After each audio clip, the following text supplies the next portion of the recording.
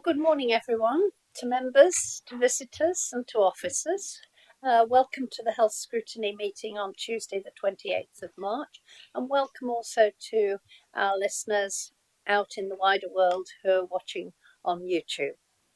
So, first of all, we have the minutes of the last meeting on the 21st of February. Does anybody have anything to alter on these, or are they happy? They're happy. Right, can I have apologies for absence, please? We've had apologies for absence from Councillor Anderson with Councillor Lee substituting, that's for medical illness. And we've had apologies from Councillor McGrath for other reasons with Councillor Falls substituting. Thank you very much. Declarations of interest by members and officers. Disclosable pecuniary interest, anyone? Councillor Falls. I'm not quite sure whether I should declare this anyway, but I thought for transparency I would. Just to remind people that we've done a call-in on the recommissioning of the Healthy Families programme, of which Health Visitor is part, and that's on Friday. So we don't want to do anything that would kind of prejudice the outcome of that meeting. Okay, well, the officer will note that. Where do we stand on that? I've no idea, just thought. I think it's better to declare it, and then it doesn't matter, does it? Yeah, that'll be on the record. And anyone with private interests? Okay. My husband's a community staff nurse. And my daughter works at NUH. Councillor Carr. On what Councillor Falls just raised, does that mean that any members of the Overview and Scrutiny Committee need to declare that they're going to be reviewing that on Friday? Well, I guess if you want to be safe, I'll declare. You might as well declare it. Yeah. If you don't declare it, you may wish you had. Okay. So I think to be careful is probably better. Councillor Lee. I'll be a substitute on Friday, so I best do the same. Oh, there, Councillor Welsh. Yeah, which I'm me, yeah. Me. We're all either presenting or sitting on the committee. Chairman, the important thing that anything that is said in the scrutiny committee meeting should not be used within the call-in is what the legal boundary should be. I'm sure the monitoring officer, or whoever it was, would have Do you all hear advised that? Sarah, would you like to come and sit a little closer to us so that you're speaking to people rather than people's backs? Because I know it's difficult to hear, and you may feel more comfortable if you can see people, see their faces rather than their backs.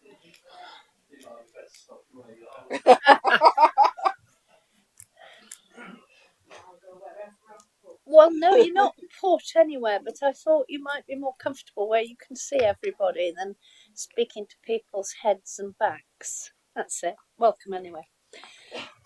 Right, so we're moving on to NHS dental service, and I have to say, we've been waiting a long time for you people to come, so welcome. Now, I'm going to let you introduce yourselves because I have a long list here.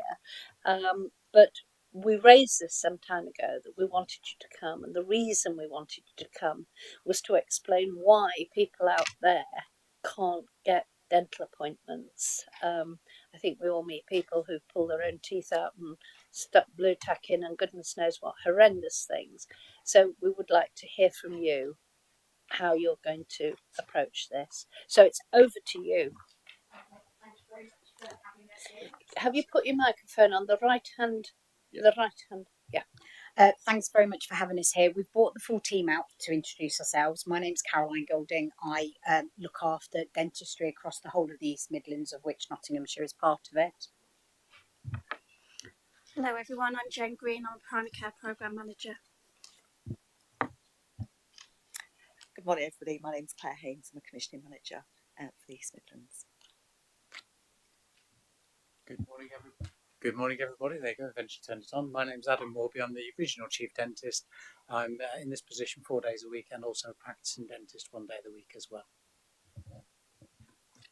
Good morning, councillors. My name is Alan Reid. I'm a consultant in public health, providing dental public health support to NHS England commissioning of dental services and also to local authorities in their duties for oral health improvement. So with all of you must have a lot to tell us. Who's going to start? I'm going to start, and then we're going to take a slide each, and then if I'm sure there were questions, so if there's any questions, we'll I'm sure there's questions. So if we could go to the next slide, please. So this slide here shows everything we commission within Nottinghamshire for dentistry. Being completely transparent, dentistry was challenged before the pandemic in respect of access and access to dentistry for patients. The pandemic has significantly worsened that position. In the respect of at the beginning of the pandemic, dental practices were asked to close. They were asked to close because we didn't have the evidence that they could operate safely with the aerosol generating procedures with the COVID transmission. They were officially closed for 8 weeks, and then over a period of time, the NHS sought to open them up. The issues we had with them opening up, being completely honest, is that the level of PPE required meant that the procedures that dentists did took far longer than they would have done pre-pandemic. I will say that access to dentistry, not just in Nottinghamshire, but across the East Midlands, is not where we want it to be. It's not where the team want it to be, and it's not where I personally want it to be. The team within East Midlands are doing everything we possibly can within our regional scope. There is a huge amount of work we're working with National on to try and address some of the bigger contractual issues. Looking at Nottinghamshire in particular, we track the restoration of services since the pandemic. We are working at around 87% to re-restored pandemic activity. Now, this doesn't mean that we've got good access. We haven't. But in the respect of the access we commissioned before the pandemic, we are restoring in that way. We probably feel, looking at the trajectories, that by the end of the financial year of 2024, we will have restored all activity from pre-pandemic. But what that doesn't show as councillors of the access we need, that only means that we're commissioning to 50, 60% of the population. We're aware there are huge swathes of population that we need to access. I will say it's the busiest part of my team, councillors. It is grim, I've got to be honest, with all the MP letters and the patient complaint letters. And we are doing everything we can within our scope to improve it for patients. I will say that if patients do have genuine complaints, then there is a process, and my team actively investigate every single one of them with dentists, with clinical advisors to help us to make sure we are improving it. Currently, to give you some idea, we are getting across the country a large number of dental contract handbacks. So they're coming to us and saying that they can't operate within the current environment and within the current NHS dental contract. Within Nottinghamshire, we've had 2 contract handbacks. If we have a contract handback, the first step of the team is to redistribute that activity locally. So we will put an expression of interest out to local dental practices. So using an example, we've had one in Newark recently that was handed back. The team went out to all the practices in Newark to see where they could redistribute that activity, so that activity remains for the local population. Currently, if a practice can't take any additional activity, then that's been put into a strategy where we are going to commission new activity, not just across Nottinghamshire, but across the East Midlands to maximise the scale impact. In comparison to other areas within the East Midlands, Nottinghamshire is not at the bottom. It's probably in the middle of where we are restoring to. However, where we are having concerns, and if we could go to the next slide, please, these are our major challenges we are finding within dentistry. So we've tried to break it down on what our national issues are and also what our Nottingham issues are. So currently our national issues is we were challenged before the pandemic. We've got access issues in the respect of we were never commissioned to commission full for the 100% of the population. We would commission for a percentage. And the biggest challenge we're finding at the minute is the profession's discontent with the current contract. So my clinical colleagues, Adam might come in, is that we do actually have enough dentists within the United Kingdom. We don't have enough of them working within the NHS. And that's our biggest challenge, to try and persuade dentists to come back into the NHS. For Nottinghamshire, the issues we're currently working on is access to services, especially general and orthodontics. As I'm sure you're aware, the secondary care trusts have been extremely challenged in restoring backlogs. And unfortunately, secondary care dental activity isn't high on the priority in comparison to cancer. So we have a specialised team working with NUH Sherwood Hospital to work through and restore that backlog. We have currently got work, and it's talked to in another slide about the vulnerable groups. So where we do prioritise our work is at our most vulnerable patients. So we've got a lot of work going on with looked after children and children in care, because we think that's an area we need to focus on. And obviously, as I've touched on, councillor, the contract handbacks, of which Nottinghamshire has had two of them. Adam, do you want to touch in some of the national challenges? Yes, I can do. Obviously, it's been recognised. So it probably comes more into contract. Sorry, thank you. It probably comes more into the contract reform slide. So, if you could flick forward to the contract reform slide, that would probably be easier to talk about. Some it's the next one on, I think, actually. Yeah, please, thank you. That's great. Obviously, it's been recognised from a national perspective of the discontent with the contract, the profession, and also from the patient's perspective of the lack of access to the to dentists generally. And as a practicing dentist, what I've actually found in talking to colleagues in this area, and it's the same nationally, with the backlog of patients not being able to access dental services, we're finding patients that are now attending practice have more complex disease process that needs management, and that more complex treatment takes a greater period of time, especially as Carol mentioned, with initially with the greater degree of PPE that we had to wear, but just generally in terms of time taken to restore more cavities that people may be attending the practices with. In recognition of that, the national team sort of realised that from the contract element for the practitioner, obviously the cost of living crisis and everything else. I was talking to a Nottinghamshire practitioner the other day that mentioned before, a few months back, they had electricity and gas costs of just under £200 a month. Now it's over £1,100 a month.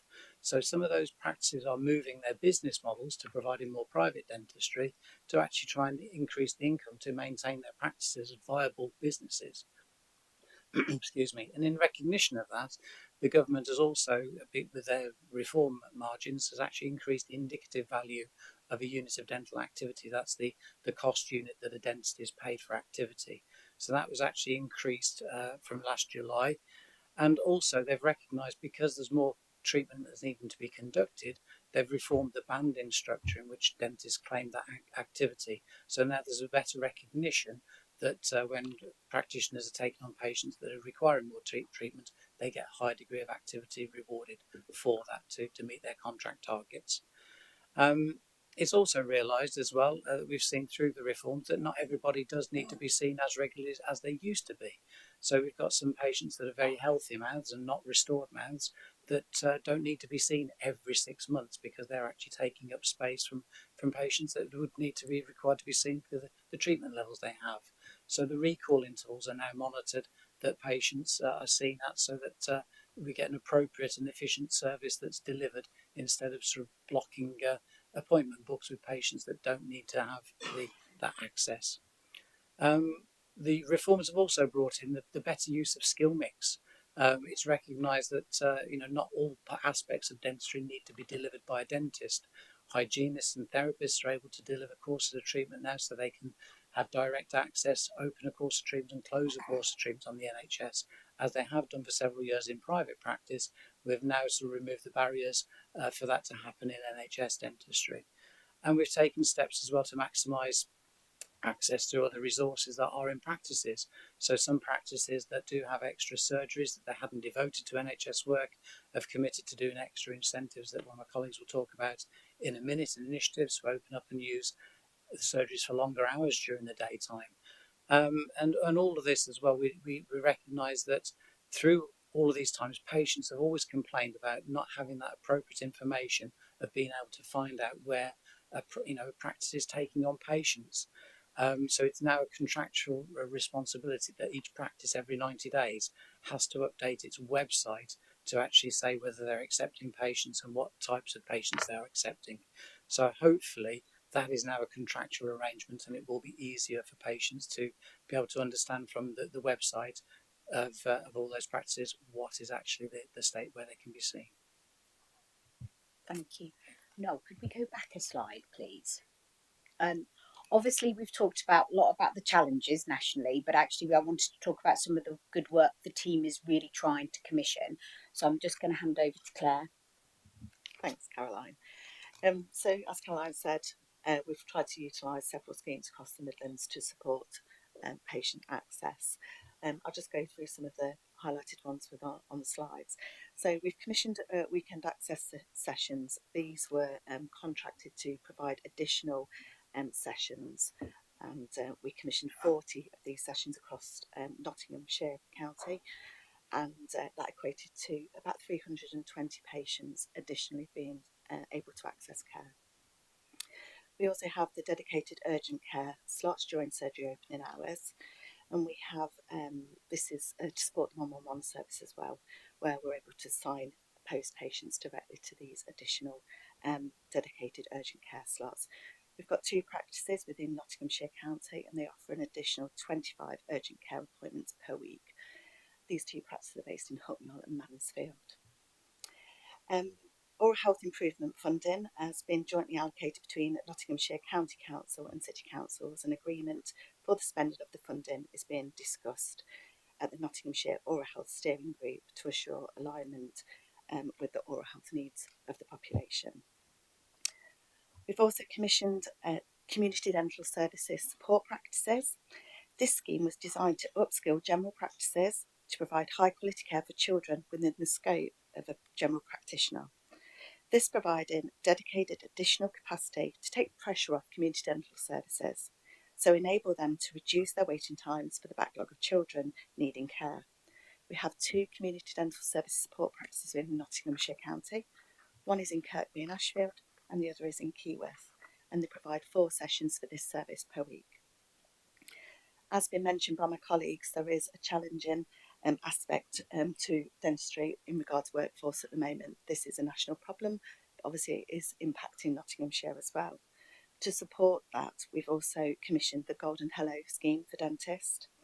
It's to assist local NHS dental providers in the recruitment and retention of dentists in targeted areas across the Midlands. And for Nottinghamshire, it was highlighted that East Bassett Law was the area where the focus needed to be to try and recruit additional dentists to the area. A lump sum payment of up to £15,000 will be available for each eligible new full-time dentist recruited under the scheme. And thank you. We've received 1 application for that, which is currently pending approval at the moment. Thank you. Thanks, Claire. Going into the new financial year, and obviously we will be delegated, so we are moving into ICB structures and commissioning. These schemes are going to be recommissioned. We have another investment plan for this coming year. The majority of the focus of our investment plan will be in dentistry to support dentistry. Where we will be offering more flexibility this year was to actually what we do highlight is that there are practices out there that want to participate in these schemes that don't have the workforce to be able to participate. So therefore, you end up with a very sort of inconsistent offer for patients. So we are working up the investment plan this year to ensure that more practices can sign up to different elements. So every part of Nottinghamshire can have some benefit of the additional investments that we are putting into the system. Could we go to the next slide, please? So we've done the national contract reform, and then I'm going to hand over to Alan about water fluoridisation. Thanks, Caroline. So, as I said before, my role in public health as a consultant is to advise the dental commissioning team in terms of making sure that we're mitigating against challenges with access to make sure that services are targeted where there's the greatest amount of need, and we'll also work with the Nottinghamshire and Nottingham City Oral Health Steering Group to support their production of needs assessments to get a general picture of oral health needs across the life course and across the whole county. One thing about water fluoridation that I think is really important and it coincides with the release last week of the latest oral health of 5-year-old children survey, is that in the water fluoridation schemes were started across Britain in the 1960s and 70s, and you can see the coverage there in blue of water fluoridation in Nottinghamshire, so virtually all of Bassetlaw, and also to the west of the county, so Mansfield, Sutton and Ashfield, and Kirkby and Ashfield are covered with water fluoridation, and children enjoy the benefits of that. And we know that water fluoridation has massive benefits on children's teeth, particularly children of the most deprived communities. It's a real leveller of oral health inequalities and reduces experience of tooth decay by well over 50%, and reduces sorry.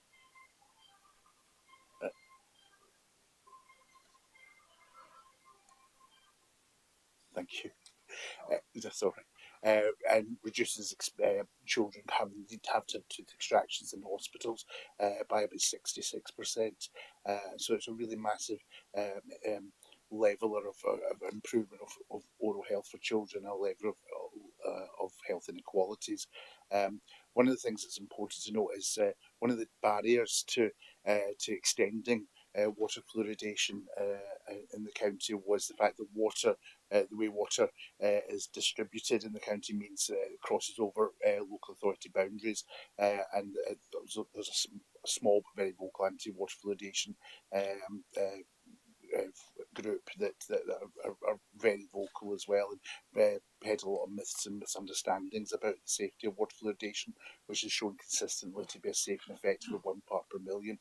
The Health and Social Care Act of 2022 has actually now moved the responsibilities of commissioning a scheme from local authority areas to national, and that's hoped to move some of the barriers in terms of extending water fluoridation. And it's important to note that the current national government is very pro water extending water fluoridation for its benefits. So hopefully, and that's something we advocate for as consultants in dental public health. We work with our national team, and if you look at the government.uk web pages for oral health, you see a lot of good information of evidence-based interventions, which we then take into to dental commissioning to make sure they're preventative focused, they target health inequalities, target the most in need, and oral health improvements are delivering the best as what they can. So we're really fortunate in Nottinghamshire to have a really vibrant oral health promotion service that do a lot of good work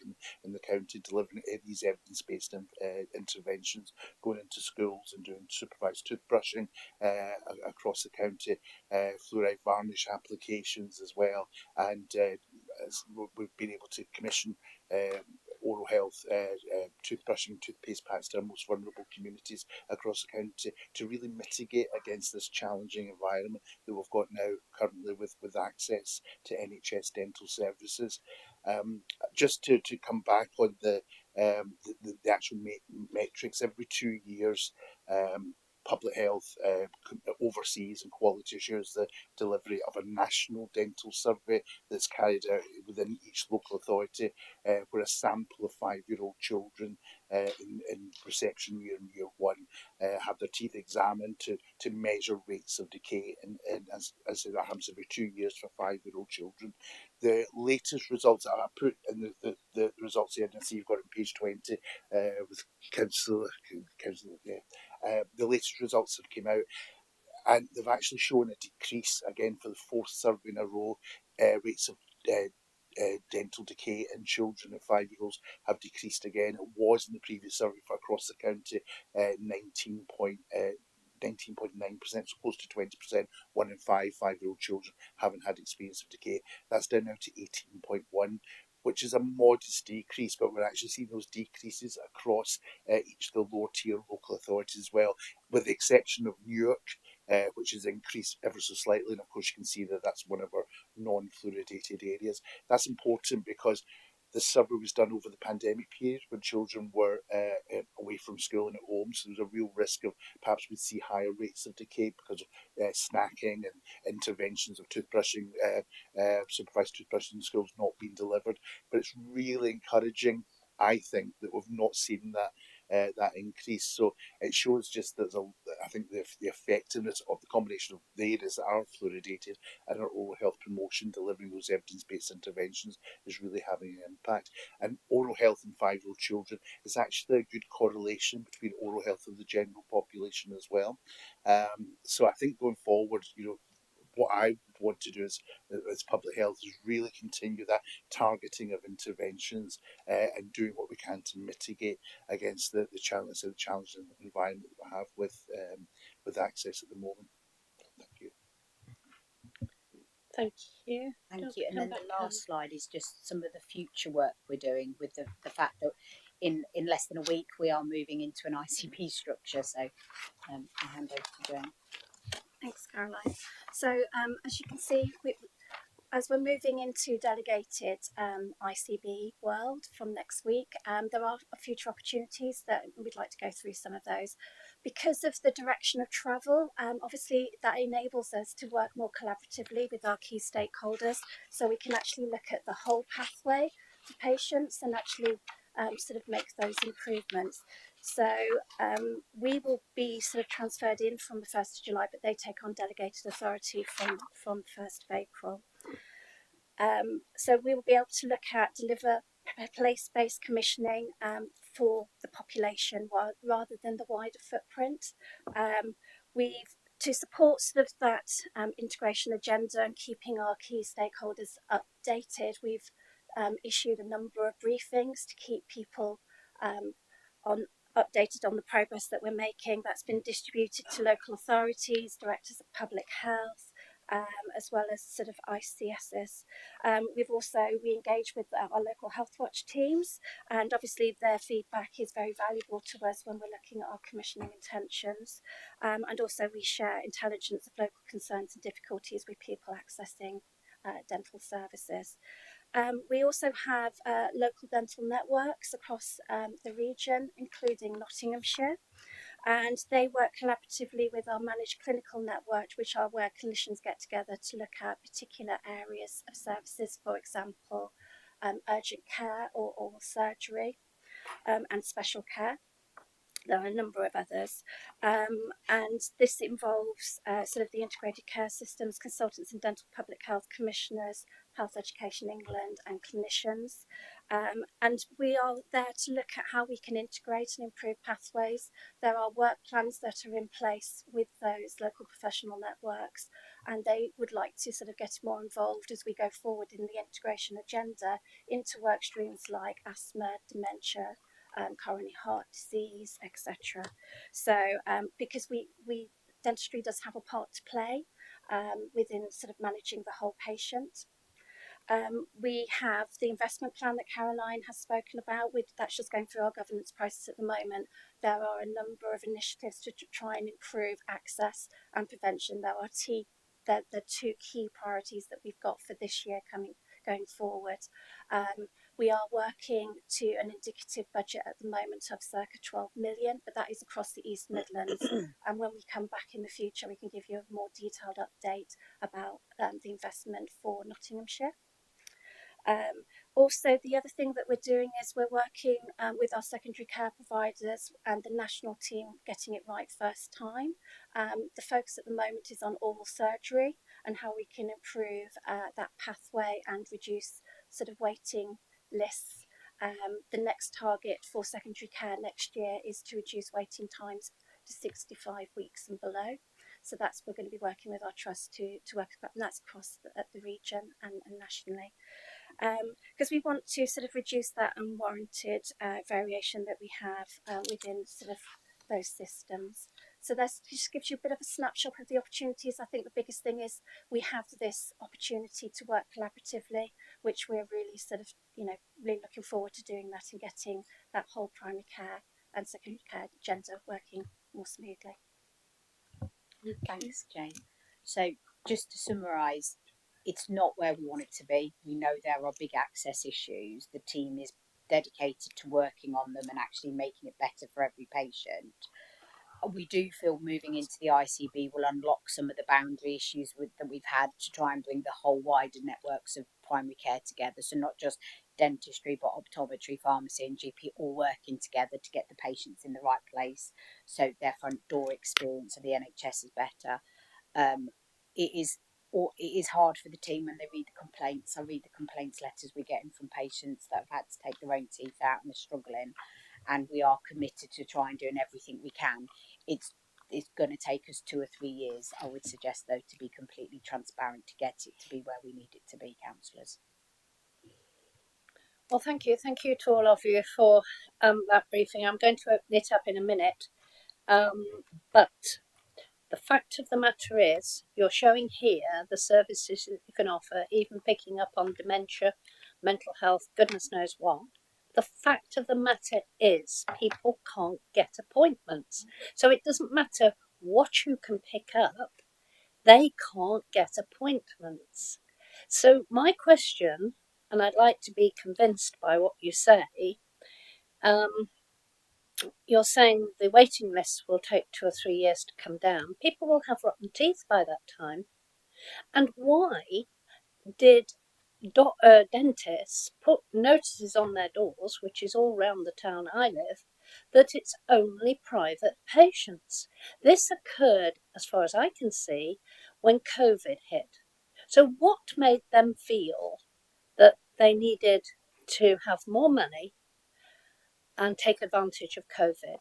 Because it isn't acceptable that people can't get a dental appointment and that they're in pain. There's nothing worse than being in pain. And so it may take 2 to 3 years. What are those people to do in 2 to 3 years that they're sitting waiting for an appointment? And I'm not in any doubt that it was brought about through COVID, or at least it was part of it. Will you improve, do you think, with your commissioning when you're taken under the umbrella of the ICB? But my concern, and I have to be convinced that you can offer appointments to the people out there that can't get appointments. How are you going to do it? Because it's all well and good putting all this down as to what you offer, what you do, what you can give, what you can find out from looking in people's mouths. But the fact is, people can't get an appointment. And that is why we've all wanted you here, because each and every one of us have residents complaining they can't get a dentist. So what is your answer to that? It doesn't matter how much investment you've got, if you don't put it in the right place, it won't work. And the fact of the matter is, there are hundreds of people without appointments. Can't get a dentist. That's what we hear all the time. We go around our divisions that people can't get a dentist. So I need to be convinced that you've got a method of giving people a dentist, which is, I think, what you're going to find probably from questions from other people. But I will open it up at that, and perhaps you'd come back to me on that. Councillor Carr. Thank you, Chair.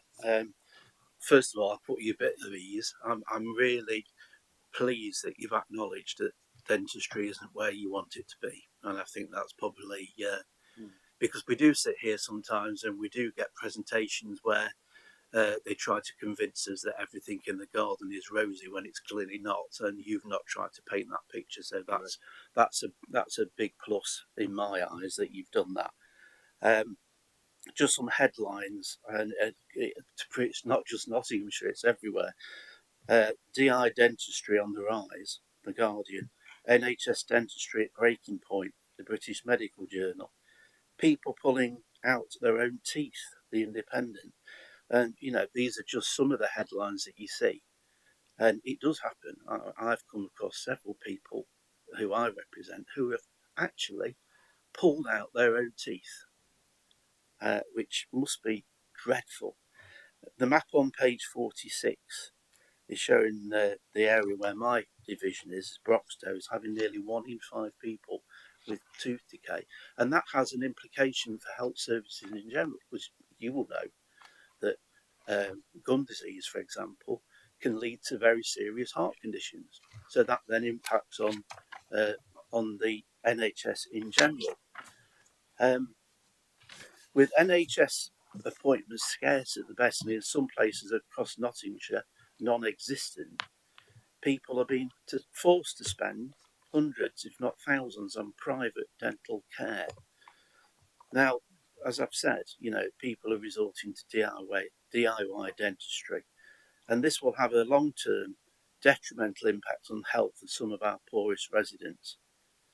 It's clear that our NHS dental system is broken, and fault lies solely with national governments. And notice there I said national governments, I'm not just pointing the finger at one of them. And they've done next to nothing to tackle this crisis, which has been going on for a long time. It goes back to when the contracts were done in I think it was early 2000s. Tooth decay is consistently the number one reason for hospital admissions among young children and children from the most deprived areas. They're already 3 times more likely to have hospital extractions than their peers. Can I ask what impact you think this has on hospitals across Nottinghamshire, which are already under immense pressure? Do you agree that the government, not this council, all we can do is scrutinise, not force anybody to do anything, needs to reform and increase funding for the NHS dental service contract to ensure that it encourages and incentivises dentists to take on NHS patients, meets patients' need and demand rather than arbitrary targets, and puts an end to dental deserts like the ones we see in Nottinghamshire. Everyone in Nottinghamshire should be able to access an NHS dentist if they need one, and no one should be forced to face the impossible choice between paying hundreds of pounds for private care or going without. Thank you.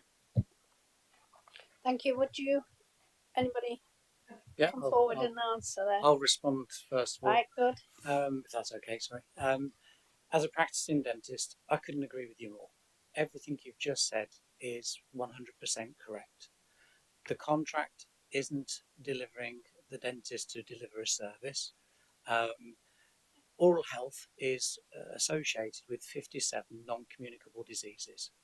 So, as you mentioned, coronary heart disease, diabetes, asthma, there's a huge long list. Even in the pandemic, it was recognised that poor oral health in hospital stays can lead to aspirational pneumonia that's picked up in a hospital. That delays recovery of a patient, delays, so there's ongoing costs for all those services before they're removed from practice. As Caroline said right at the start, there are enough dentists in this country to deliver a service which will deliver everything you've just mentioned. Unfortunately, the contract is stopping them from going into that currently, and it isn't a situation I'm proud to say as a dentist is happening. We've got graduates that are leaving university that just graduate. They've been trained. They've had public money to train them to become a dentist, and they're not choosing to enter NHS dentistry. They're going straight into private practice. That needs to change. We've got dentists that do come out and they start their foundation year and they drop out of it halfway through to go into private practice. And then we've got people that finish that year and go straight into private practice. So we're not getting the throughput of dentists from the UK graduates into those positions, which is shameful, and that's a problem that the government needs to try and address by changing other measures that we can't do. We've also tried to increase the number of overseas graduates that are coming into the country to provide dental services. There are 2 hold-ups there. There was the performance list validation by experience, which is how an overseas dentist gets onto the performance list. But before they do that, they have to go through an overseas registration exam with the GDC, which is in 2 parts. The NHS has realised that it takes, in some instances, up to 4 years for an overseas graduate to go through that process, which is, again, not acceptable. So NHS England has recently changed that PLV, the performance validation by experience, and removed that element.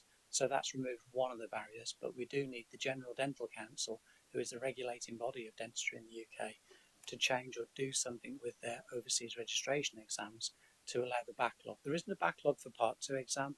There's a failure rate of over 50% of graduates that take that Part 1 examination. And we've got sort of overseas registrants that are in this country registered as therapists, not as dentists, as therapists, because they can't pass that examination. to practice dentistry in this country.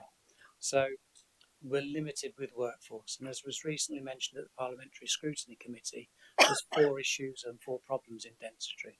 It's workforce, workforce, workforce, and workforce. And as soon as we can resolve that issue, we can start to address all the other issues that have been mentioned.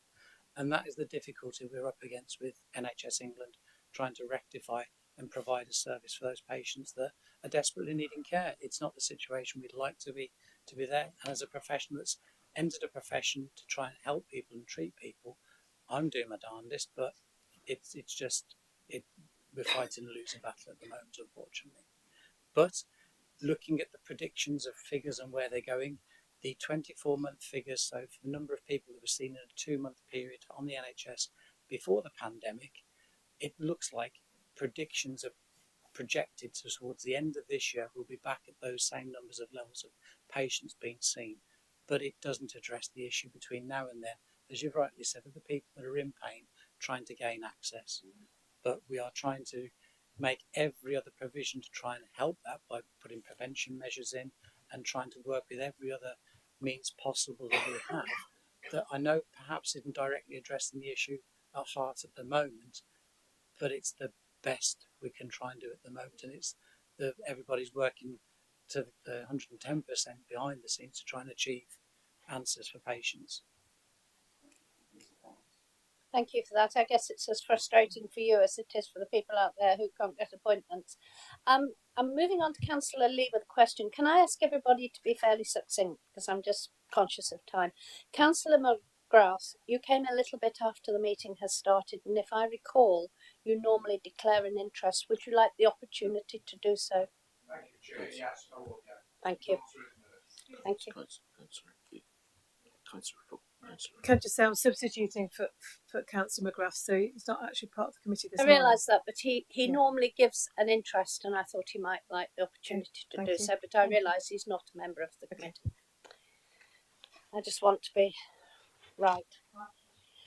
Right, Councillor Lee. Chairman, I've got several questions, but I'll try and be as quick as I can. I'll ask the first question, I'm going to wait for an answer, and then I'm going to go back to my others if possible.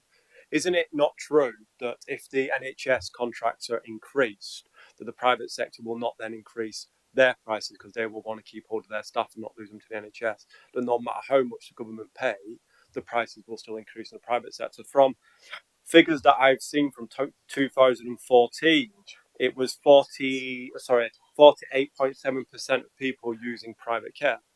That was from the BDA. Even then, before COVID, private care was high.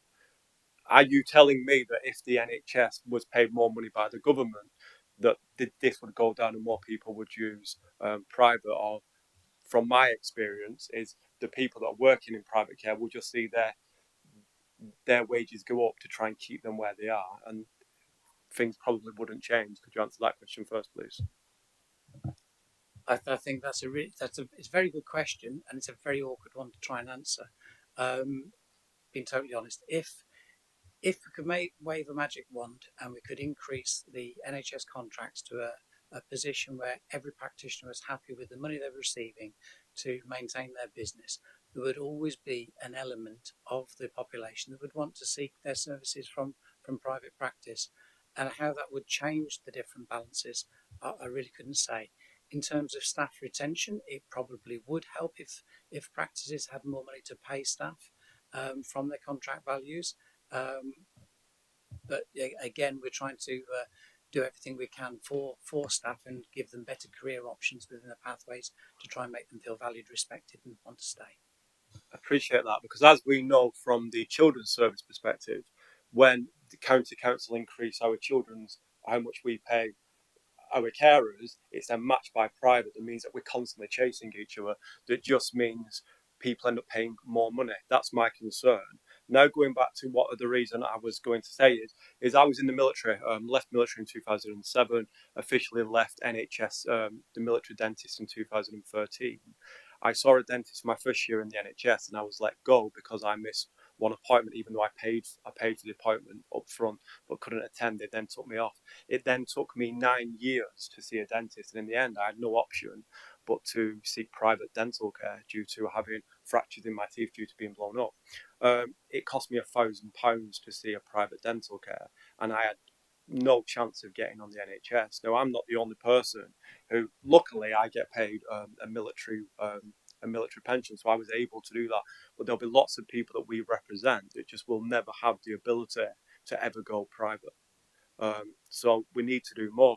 But from other figures that I've seen, from the Oral Health Foundation in the UK, it's actually adult females under the age of between 18 and 34 that actually see the dentist the least. Anybody that knows I've got children, they are religiously going to the dentist. It's actually young adults that are struggling to get dental appointments. What are you doing for that lost generation? And let's be honest, it wasn't just, I think COVID's used as a major excuse. I've got figures from 2014 that were saying people are struggling to get appointments. So what are we doing to help everybody? Because I hear lots about helping children. That's great. We want them to have great dental and oral care. But it's the missed generation. It's the 18 to 34s that are struggling to get dental appointments. Thank you. Who's going to answer that? You're quite right. There is a lot of work going on for children and looked after children, but the other initiatives we are doing is open to the whole population. I think the other thing nationally we asked them to do is to currently they are changing the recall guidance. So whereas before a lot of patients were told just to come for a checkup every 6 to 12 months, actually that guidance is stopping now, and to free up more appointments. You're right. It's a complicated situation. I am sorry you experienced what you experienced, and all we can do is try and take your comments on to some of our investments for this year and try and sort of make sure that our practices are doing what they need to be doing. You asked a question about what can we actually do to get people a dentist. That was a question that was raised, and I was giving some thought to that because we talk a lot, our team talk a lot about what we need off national colleagues and what we need off the local government, but I was thinking about what we can actually do. So some of the things, just to provide some assurances, if we do have practices that aren't performing to their contracted ability, the team actually go in and have very supportive conversations with them to say, you're not doing what you need to do, you're not offering the appointments, why is that? If actually we get down a road with them that they aren't delivering that activity, we can redistribute that, and we are starting to have those conversations. So if we have a practice for whatever reason, very valid reasons, they can't meet their NHS contractual obligations, we will, where possible, use the regulations to reallocate that, to enable that to be given to a practice who can support patients. The other areas we are looking at is that where we do have unallocated units of dental activity, we are very much starting our re-procurement programme and using the regulations that the changing government are allowing us to do. So whereas before we had to go through a procurement process, we are now using the new PSR regulations to try and open that market up and actually support current providers instead of always going out to procure. So that there's some of the options you asked what we were trying to do to get the appointments.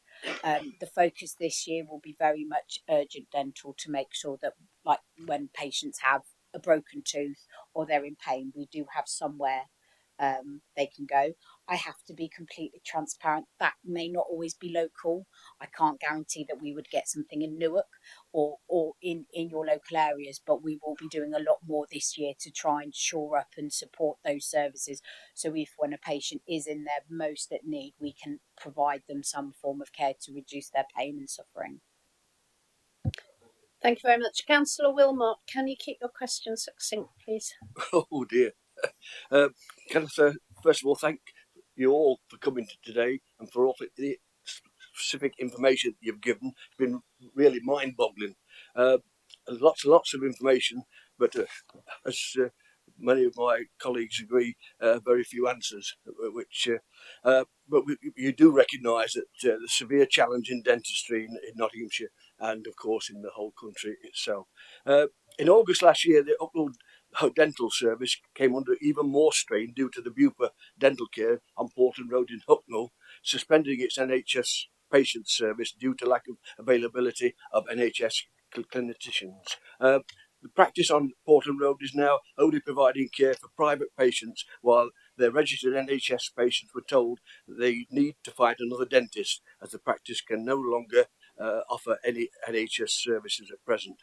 The vast majority of these patients, I'm afraid, are now without a dentist. In wider Nottinghamshire, 96% of dentists were closed are now closed to new NHS patients. I know that we're trying to encourage dentists to work within the NHS with 15,000 golden handshake, but I just wondered how many dentists have actually shown interest in that situation, and would it be appropriate to look again and increase the incentives to try and get some more people interested? Because I'm told that there's only one dentist interested.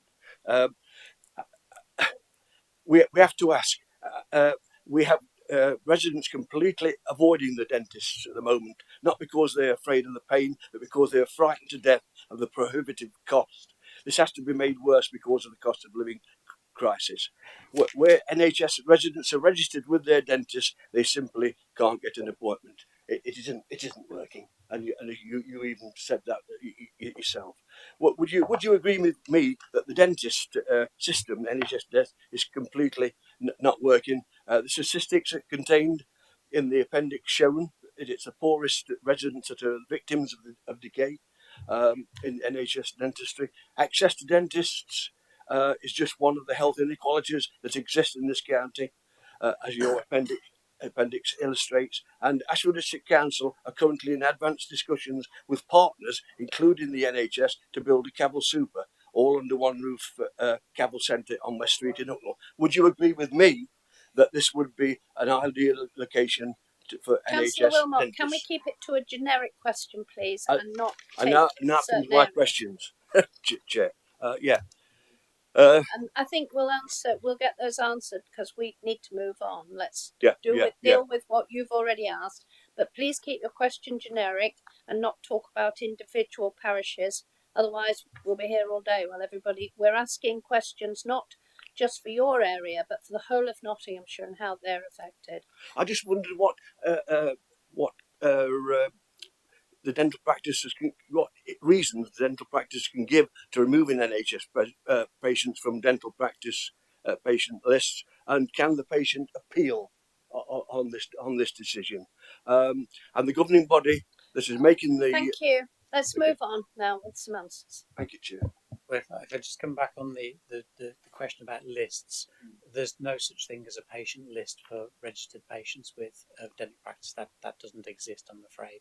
So, well, it used to prior to 2006, but when the contract changed, the government removed that option. So, unfortunately, patients are only sort of tied notionally to a practice while they're under the course of a treatment for a 2-month period afterwards. Whilst if anything else happens in that 2-month period following a course of treatment being provided, they can return and have any items that fall within that same band completed at no extra cost. But after that sort of period of time, there's no other tie to the practice, unfortunately. Thank you. Sorry, can I just come in around the Golden Hello sure. that you just mentioned as well? So obviously you mentioned the Golden Hello scheme for dentists. Yes, you're correct. At the moment, there was just one application for East Bassett Law that came in. However, this particular scheme is under review, and that will be, having a look how it has worked and impacted across the system areas that this scheme was designed for, and to see if that could then be rolled out to wider areas as well. So I think just want to give you the reassurance that that scheme is being reviewed at the moment. Thank you. Thank you very much. Can we move on to Councillor David Martin, please? Yeah, thank you, Chair. Well, Chairman, as you've heard, NHS dentistry is in a systemic failure because of the contract I'm hearing. And I think you don't need to take my word for it, because the British Dental Association already say that access to dental appointments has fallen off a cliff. Last summer, the BBC research in August showed that 9 in 10 practices were not accepting new adult patients, and 8 in 10 practices were not taking children on as patients. There's been no clear recovery since, and we continue to warn the government about this, but nothing has been done. The government, generic. Let's face it, Chair, we can sit here for a week and discuss these issues with NHS dentists. The reality is It's not our problem to fix. Our poorest residents have been let down by lack of support from the government, and I would suggest that this committee writes to all Nottinghamshire MPs to ask for action and a commitment that they will take the message that NHS dentistry needs more funding and a redesigned contract commitment to help. Otherwise, our poorest residents will have to continue doing their own dentistry. And can I propose that a letter is written by this committee to, finally, we are also seeing huge plan applications for developments right across Nottinghamshire. So would you welcome extra investment via developer contributions? Because that's something else that never comes up.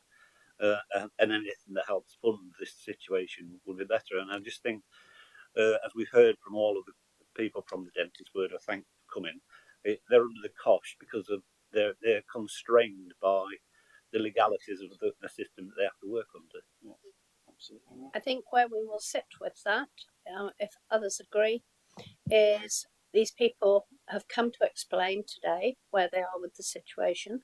Within a few days, they're moving under the umbrella of the ICB. I think we should give them that opportunity to move forward. I think they're agreeing to come back during the winter months, and I think that is the time that we pick up where their improvement has been. I think it's too early when we've only just spoken to them today to write a letter. We need to sit back, give them the opportunity. They know what our concerns are. We're making it very clear. Give them the opportunity. They're going under the ICB umbrella. They're going to come back, I think, sometime autumn, winter. I think I'm right in that. And we'll take it from there as to how you think you have improved so that you can do what I asked originally, which is to convince me that you've actually made improvements in the lists of people who can't get appointments. Okay. Yeah. Can I just say that I've been on this committee 7 years, and this is the first time I've ever seen anybody from the NHS dentistry world in here, and it's the first time I've ever actually heard them tell the story from their side. All we ever get is the bad press about what happens to the poorest and this, that, and the other. They're legally constrained by where they are already, and I think it's high time. I propose that we write a letter to all our MPs addressing this issue, because it's not our issue to address. We can't do anything. We can't affect it from here. We can only support them in their route to changing what they're under already. So I propose that we write a letter. I'll formally second that. I will ask. I think you have to give these good people time to improve, and when they will change, when they go under the ICB umbrella, they're sure to do. They will be run under a slightly different operation, I assume. I think they need to be given every chance to take on board our comments that we've said today, and from there, let's see how they improve. You can still write your letter in the autumn. Yeah, I think the reason is because the ICB can't change their contract in the way they are. They may not be able to change the contract, but they are commissioning. So I think we give them the opportunity rather than run off to ministers when they've been good enough to come. As you have alluded to, we have waited years to hear from the dentist. I don't intend to bash them and write to ministers just at this point. Can I formally second Councillor Martin's proposal? Yeah. I'm not saying that we should do it now. We do it at the end. But I'm sorry, they can do as much as they can do. The constraint is the contract. Yeah. That isn't. We have no authority over that. Neither do they. The people that have the authority to change that are the government. Yeah. And I formally second that we have a vote at the end of this session as to whether to send a letter or not. Thank you. Pardon? We move on, according to the officer. So we will move on, and we'll take Councillor Welsh. Thank you, Chair. Firstly, thank you very much for coming. It is really refreshing, actually, that you've come here and told us warts and all as such, and been really open and transparent with regards to it. The dental contract and the discontent around that is an enormous challenge for you, and an ongoing challenge. And what has previously been said about that, I do agree. And actually, without that fundamental change, I think you will always have a huge problem. If I may, I wanted to talk a bit about children. So firstly, this that is on here that you kindly spoke about and addressed, and again appreciate the transparency with regards to it, and it's on page 46. Rushcliffe is the only one that's in the 12 to 13.9%. I find this worrying, and I find it worrying for a number of reasons, and one of those reasons is the difficulty that is expressed by parents of children when the health visitor says, get your child into the dentist as soon as possible. One, to get them, if you will know, to get them used to seeing a dentist, but obviously oral health is really, really important, and their inability to get a dentist. So, for example, and I hate to be colloquial about it, but I'm just still using it as an example, Chair, but Gedling, which is 23.4%, it isn't classed, doesn't have huge IDACI scores necessarily. It's not classed as a massive, it does have levels of deprivation, not classed as a massively deprived area in comparison to Mansfield, but has 23.4%. Now, I'm aware that getting a child into dentist in Gedling, a new child, is impossible, and people are having to try and cross the border over to the city to try and get their children into a dentist. So there's a problem with avoiding that cycle of poor tooth decay, not just in our deprived areas, but actually across a huge section of Nottinghamshire, and I find that really worrying. Do we know how many children in Nottinghamshire are not register? I know you can't register, but don't have an NHS dentist or haven't been with an NHS dentist? And do we work with public health with regards to that, to perhaps look at some of those children as to why that hasn't happened and some targeted support? My other question is, and correct me, I'm at the oral development, the programme where you go in with regards to children. Fabulous, absolutely love it. And years ago, when I worked in children's centres, every child got a toothbrush.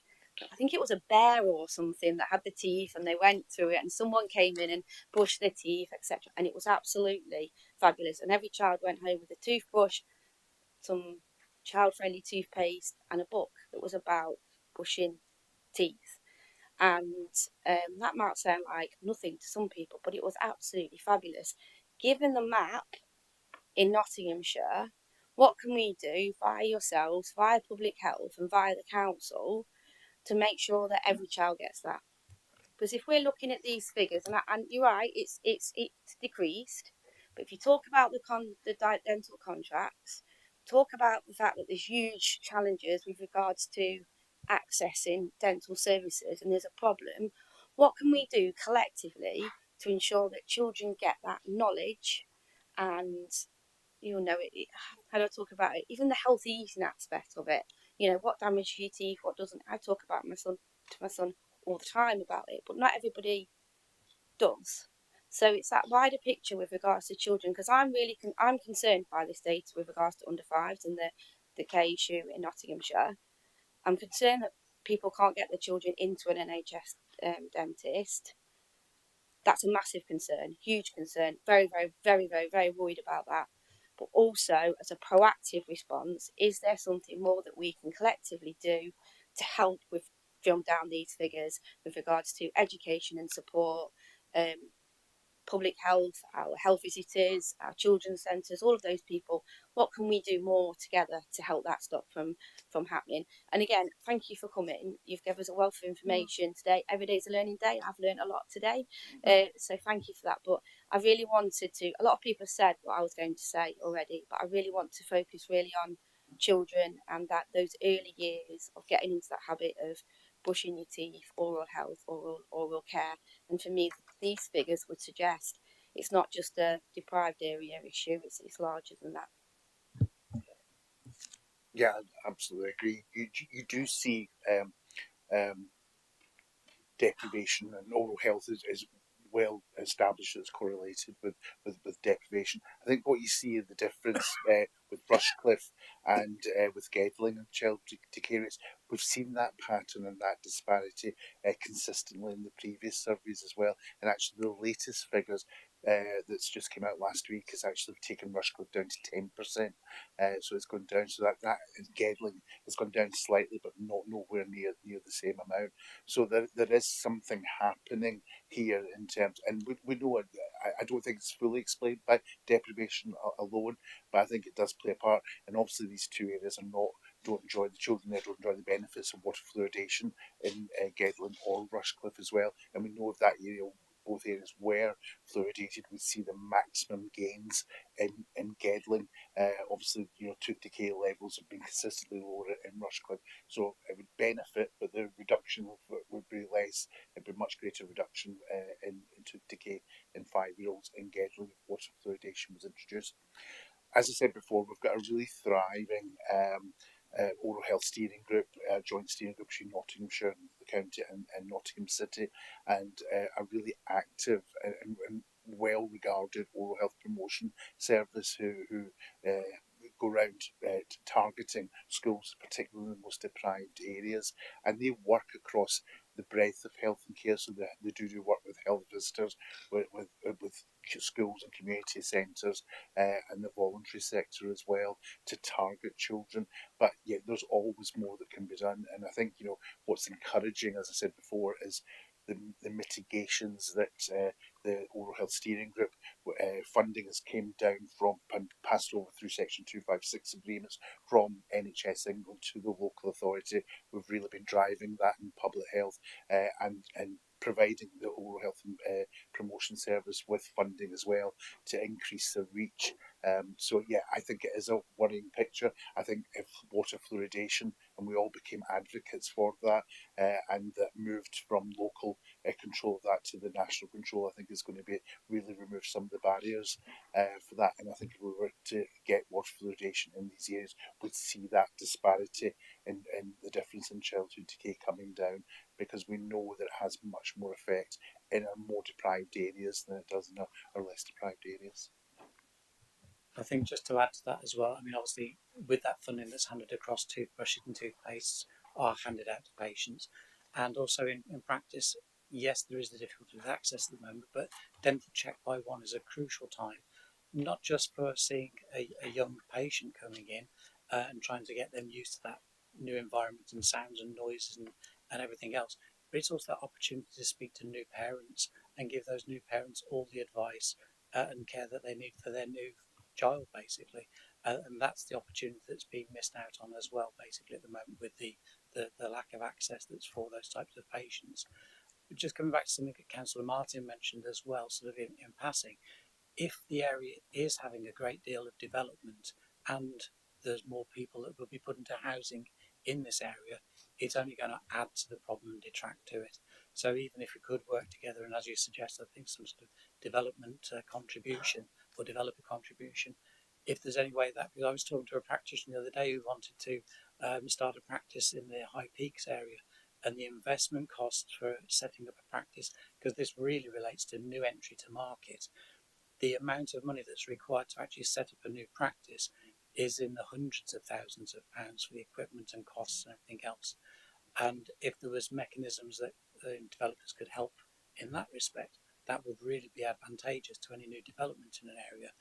Yes, we've still got the hurdle of trying to get a contract to that person and procuring a contract, but it would help in, potentially one step of a staircase of issues to get over. Thank you. Thank you very much. Right, I've got 4 more speakers and then we're drawing this to a close. Michelle. Sorry, last but not least, is there an opportunity to do a concerted campaign, one from yourselves, whoever it is, with regards to dentists in Nottinghamshire about taking children on to do those appointments, but also just in general with regards to parents about signing up to or going to a dentist? So I hear what you're saying, but what hasn't been addressed is the fact that children aren't able to get, parents aren't able to get their child an appointment at the dentist. And then we see this, and when you marry them up together, all I can see is that it's going to get worse. So Can there be, my calling is for proactive response, a concerted campaign across Nottinghamshire to get children into, whether it's right into dentist, but also to get them to the dentist. And I'm talking about social media and things like that, and you know, and all of that for in Nottinghamshire. Does that? Yeah, no, Yeah. it's absolutely possible to work with the NHS communications team to put out to all practitioners everything that Alan sort of said today, to highlight sort of all the deprivation and all the different percentages and how that's affecting what's actually happening in areas. We can share that with practices. We can also give practices to share on their social media sites little sort of JPEG files to sort of advertise out what may be happening and different things to patients. So yes, we can do all that, but unfortunately, we can't guarantee that you know they will accept more patients. Unfortunately, but by all means, unless we do something, even if 2 or 3 extra patients get seen, that's a win to me. And I'm more than happy to back something like that and sort of work with the local dental network and manage clinical networks to get that information out to practices. Thank you. Councillor Foe. Yes, thank you. And thank you from me too for all of you coming, because it's a big chunk of your time and it's really good to hear really what's going on. So thank you very much for that. I just wanted to spend just 1 second just looking at this map actually on page 46.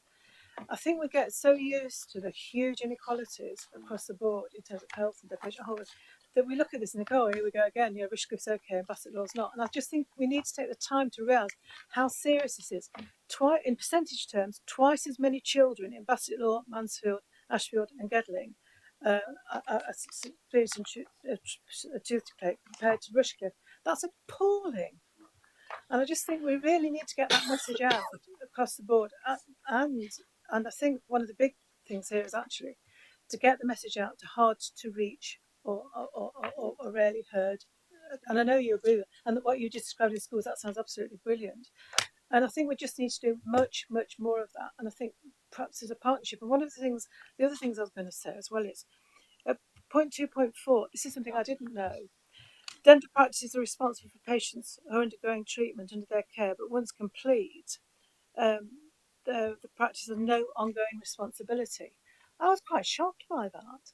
Where is this wonderful vision that we should all be having of holistic care? The kind of thing that the Integrated Care Board, the ICB, is actually now kind of saying must be a reality. Because that's just nonsense, isn't it? I mean, if we're going to work together for holistic care and avoid things, I mean, I know things like cancer is mentioned in the report, isn't it? And you mentioned a whole list of other things that are actually related to kind of corporate dental care. If that's going to be the case, it has to be integrated and there has to be shared responsibility right the way across the patch. So my question is, I think it was Jane, wasn't it, was talking about the ICB. What will the ICB do to make that happen more? Because I think that's really, because I didn't hear you mention health inequality in the kind of things that you're talking about. I think the difficulty is that if you're just talking generally about kind of directly health related and clinical type issues and kind of health conditions, forgive me, I'm not a health professional, and ignore the overall picture in terms of health inequality. Health inequality should be absolutely at the top of your agenda for everything you do. And I'd like, it would be kind of nice to hear kind of more of that. The other thing I was going to say is as well that hit me kind of big time, and that is you listed looked after children as a challenge. We're all corporate parents, all that counts as in here. And I think, again, we need to hear a little bit more about actually what we can do to make sure that actually our looked after children get really kind of good health care, dental care. Thank you. So where do I think the benefits will be when we move into an ICB? I think we'll unlock the discussions that happen at a place level between GPs, pharmacies, optoms and dentistry. We need to see them as a singular primary care workforce and not just different parts of the NHS. I think, to be fair to dentistry, just to defend it a little bit, is that even though they don't have a registered list that's remunerated similar to GPs, if you are a patient of a dentist, they generally do their best to look after you and keep you within their treatment and will look after you. So we do hear situations where patients are removed from lists. I would suggest that if people hear that, there is a way that you would complain to the team and our clinical advisors look at it.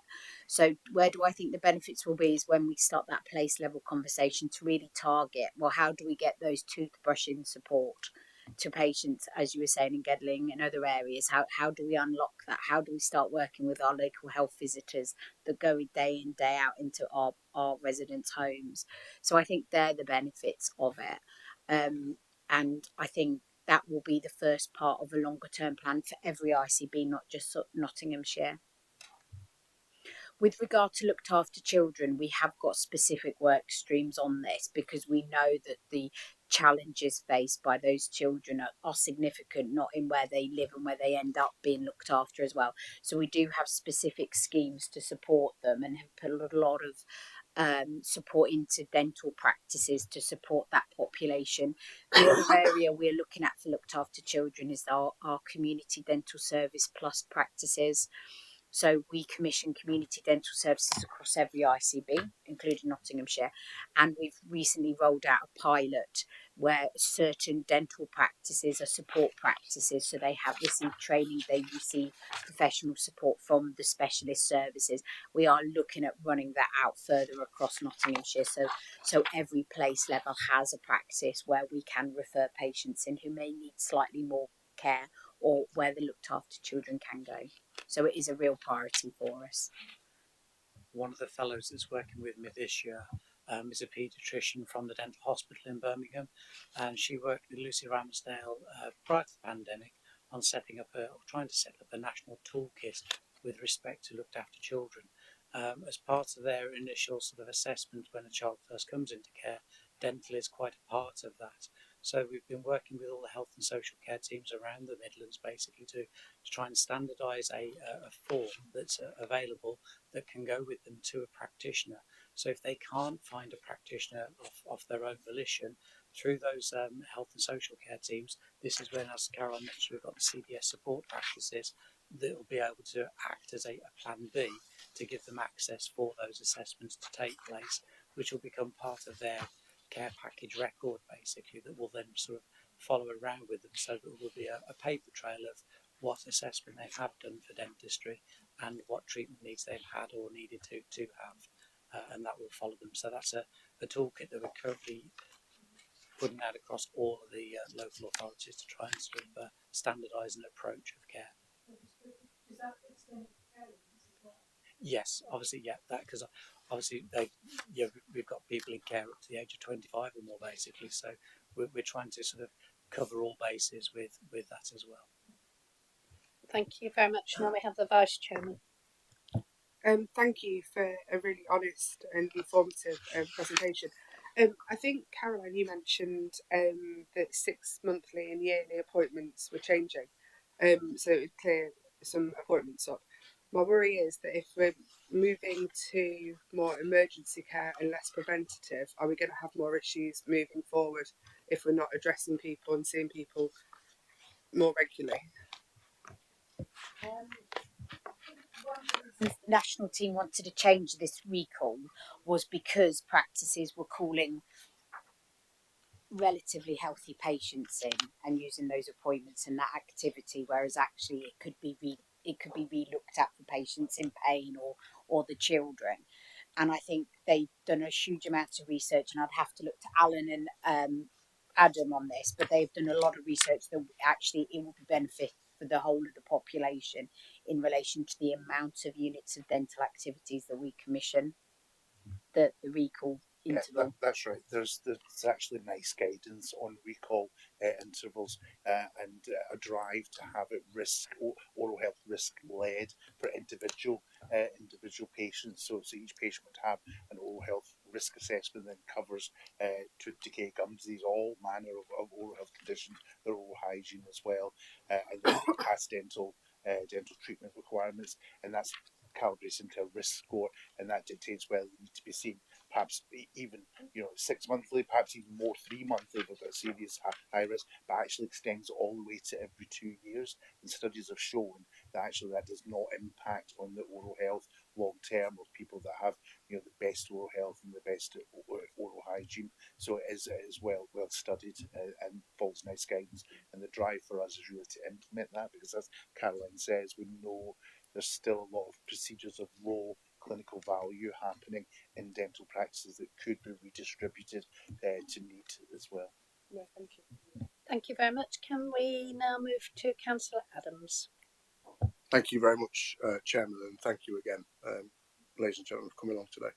Just a couple of points from me. When my children were young, we used an app on a phone for brushing. I think it was, I can't remember who released it. I think it was one of the toothpaste companies, probably. I just wonder, do we have our own that we use from an NHS dental perspective that goes out to parents in any way, shape or form? Because I know mine found it incredibly useful because it gave you that opportunity through keeping them a little bit entertained over 2 minutes to enable that full 2 minute brush time. I just wondered again what we're doing about publicising that currently and if any more could be done. And my second point is just around staffing, going back to your point, Adam, around the importance of staffing. And I take Councillor Lee's point as well around costing. As far as dentist training is concerned, is that funded through NHS bursary throughout? Or is it, how is that funded? And secondary, if we're having an issue with retaining dentists or at least getting dentists into the NHS, have you guys fed back into that national discussion around whether we could effectively keep dentists that are trained throughout that process within the NHS for an extended period to ensure that we're not having those number problems that we currently are? And because obviously the result of that potentially would be you would have that initial 10 years or however many years it was to ensure that that care and that expense that taxpayers put in or whatever goes back into their own care rather than it being then redistributed to private care. So that's it. Thank you. Thank you. With regards to the app, the NHS, I don't think we've got an app specifically along those types of lines. The commonly known ones are provided by Oral-B and Colgate, basically, and they've got then sort of for appropriate ages, Looney Tunes characters and all the different types of characters that come with that to spark that interest. So no, that isn't something the NHS have got, but it is a good point to make, basically, and it's a valid point to make. With regard to the bursaries, and dental students don't receive bursaries as such, but dental training, it currently costs on average around £600,000 to train each individual dentist in the UK at the moment, and there are no sort of lock-ins after that period of time. They are then free once they've graduated to do whatever they like with that degree that they've got, basically. So yes, it is public money that has been invested in them, and then they can then choose to use that purely in the private market after that graduation period. It is a recognised fact. There have been discussions over the years whether that foundation dental training year that they normally go into afterwards is made as a part of the undergraduate sort of training time, and that would lock them into a certain degree to provide NHS care, but that's only for 1 year. But yeah, this is something that does need to be looked at, and I think has raised questions in the past because of the significant expense that's associated with that. Thank you very much. Lastly, but by no means least, Sarah from Healthwatch. Thank you, Chairman. It's very clear from a Healthwatch perspective that this is a national crisis in dentistry, and I'm very proud to say that work that's being done here in Nottingham and Nottinghamshire by our Healthwatch team did lead to a bigger conversation that's now with national government and did help to shift some of the thinking, particularly around the contract. Healthwatch England, it's as sort of collates all the different reports from around the country from health watchers locally, including ours, and as really, I think it's one of the most talked about issues in Healthwatch locally and nationally. So our report back in June 2022, which was where we uncovered a lot of the horror stories of superglue and pulling home teeth, has absolutely fed into that national debate. And I think it's been clear today that we've heard that our local commissioners have got many constraints because of the national contract, which my organisation is continuing to work with. I'm meeting with MPs on Friday, and this is one of the areas that we'll be bringing about the issue in Nottinghamshire. I guess, being pragmatic, there's not much we can do in lots of ways around what is the national picture, but what we can have some scrutiny over is what's happening locally in the change to the ICB and the delegation to the ICB. And I think obviously we're working with you, providing information. There are recommendations within our report which are very key to the conversation you've had today. One of which is looking at how people are informed. Like you, I was totally shocked to find out that you actually aren't on a list for a dentist, so that changes. A January report from Lincolnshire shows that many of their patients are moving into Nottinghamshire and taking up appointments in Nottinghamshire because they can't get dentist appointments in their own area. We don't know how many people in Nottinghamshire are trying to move into other areas, and that's, there is freedom to move around.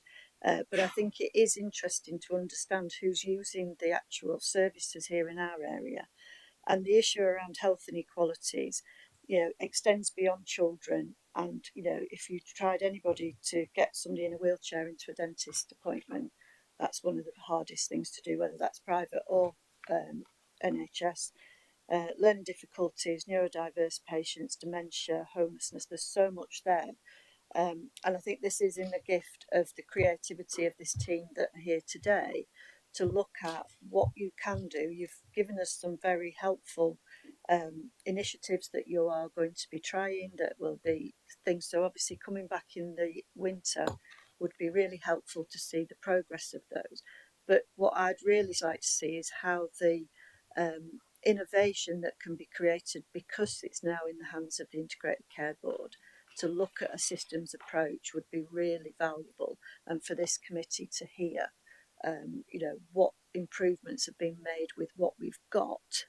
But I still say we need to put pressure in the right place, which we're doing at Health Watch, which is to government to understand the issues that are happening locally, and we will continue to work with government on that. It's, as I say, one of the biggest topics that Health Watch nationally deals with. And these stories that we hear are not uncommon and not unique to our area. So that was just more of a comment, but I'm really interested in what will come back in the winter. Thank you, Sarah. So I don't think you need an answer to that question. Oh, you were just making a statement. Before I say thank you to these people, we've had a proposition to write to MPs. Noel is going to read out, and we're going to take a hand vote on whether we do now or whether we wait until these good people come back and tell us how they've been affected by joining the ICB. Yes, Councillor Carr. Just before we take the vote, can I remind you of what's just been said, that the lady there is meeting MPs to discuss the contract. So rather than a letter that's bashing this good team here, it would be a letter that is supporting their efforts to get that changed. No. You're going to... Yeah. Right, thank you. I think the first thing that would be worth doing is to consider the recommendations as currently placed on page 22 of the agenda pack. If we could have agreement on those two recommendations first, if that's okay. The first of them is to consider and comment on the information provided, which you did. The second one was to determine whether any further information was required for the committee's consideration. And you heard the chair speak about the proposal to have the team back in the winter months once they've fully established under the ICB and got their feet under the table. So if in the first instance, if the committee is happy to support that approach for those two recommendations, that's great. What I'd like to do is have literally a 2-minute adjournment, if that's okay, just to be clear as to what exactly the wording that Councillor Martin is proposing, because I don't want to read something out and put words in his mouth, and what Councillor Carr is seconding, and then put that to the vote, if that's okay. So can we stop the broadcast for just 2 minutes? Thank you.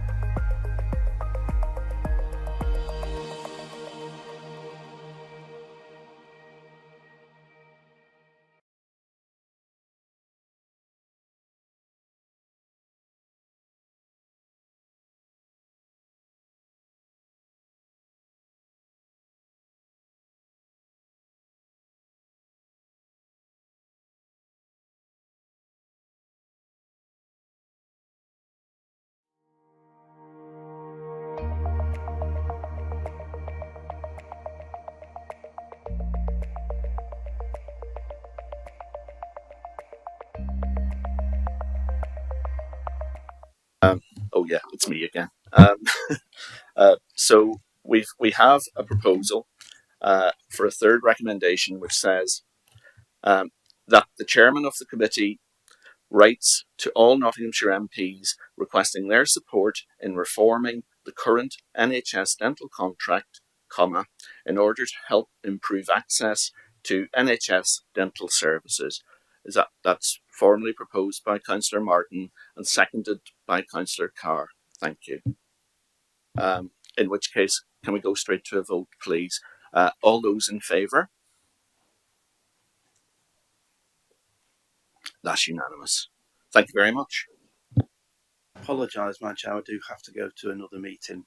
Sorry.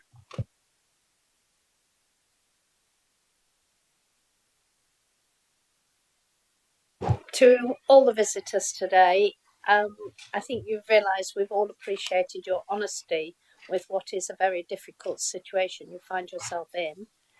And we really do look forward to seeing you again in the autumn, when you will be able to update us on how you're working with the ICB, which is obviously going to be important, and how you can make changes, and whether there's been any improvement in people accessing surgeries.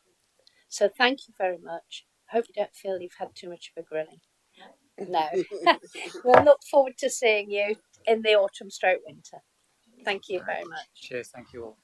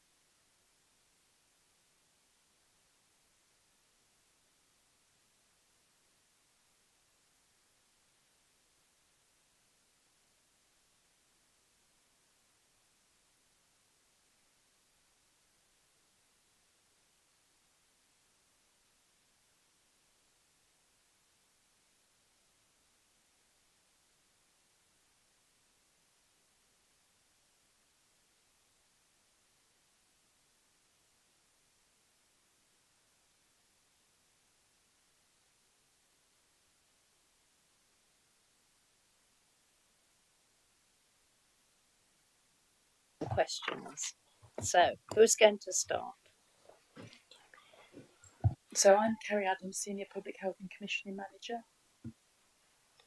Cheryl Dudley, Operational Development Lead for the Healthy Family Teams. Good morning, everyone. I'm Joseph Sullivan. I'm the Director General Manager for Children and Families, which includes Happy Families.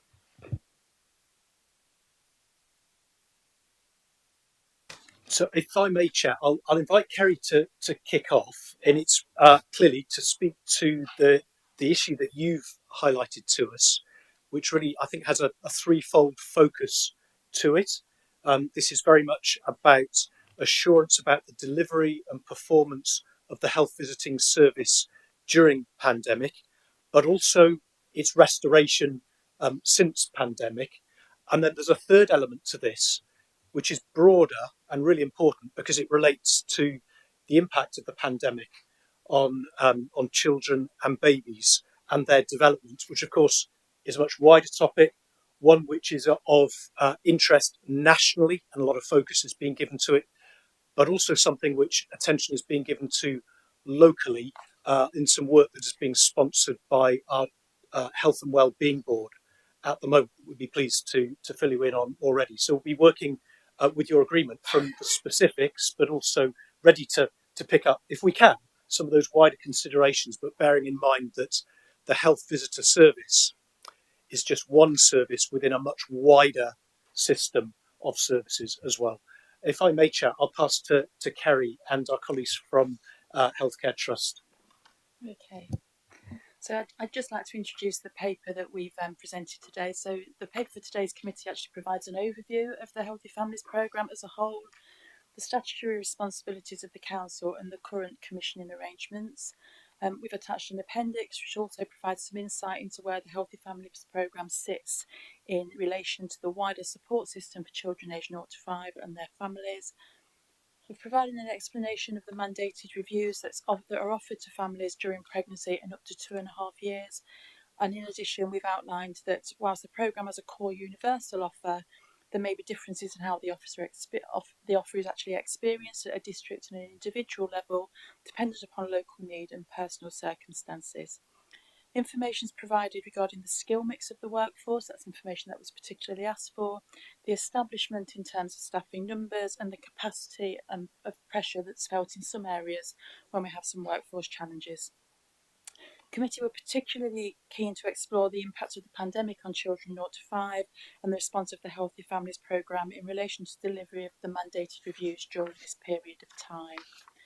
So information on the care delivered can be seen on page 7 of the paper, just to identify a particular point in the paper, and supporting data is presented in the appendix that's attached to the paper.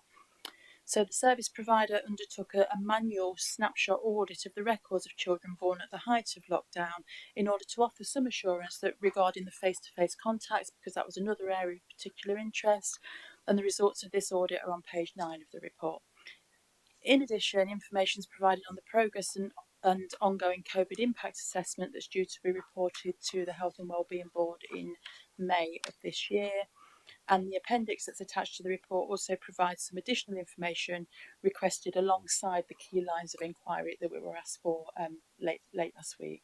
So I'm hoping that everything that was in those initial key lines of inquiry that we received a couple of weeks ago is actually addressed in the report that we've sent into committee today.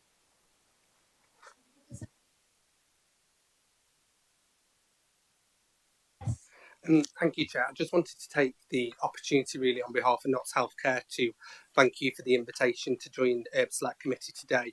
We think it's a really important opportunity for us to reflect upon the information which is in the paper and also provide additional narrative where we're able to do that. So really, Chair, it was just to thank you and members for the invitation today. I'm now going to bring members in, and the Vice Chairman would like to speak. Then I have you, Michelle.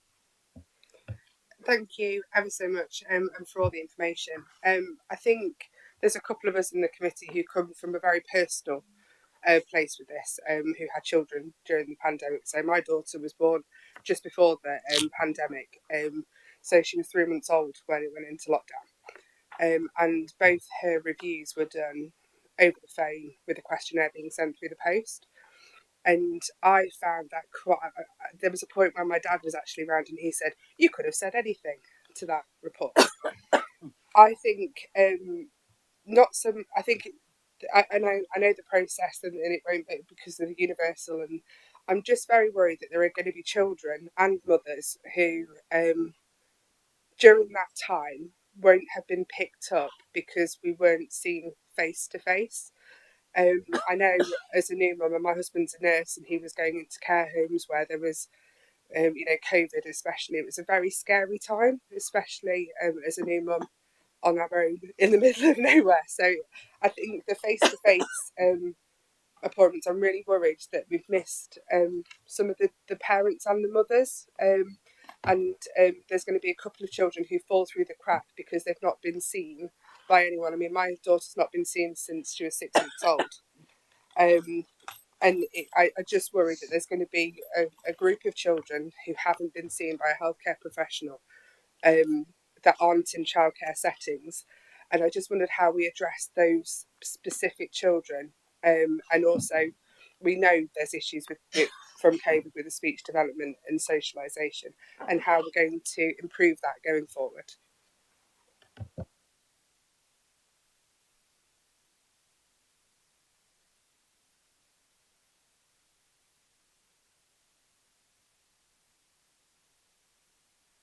Bear with me.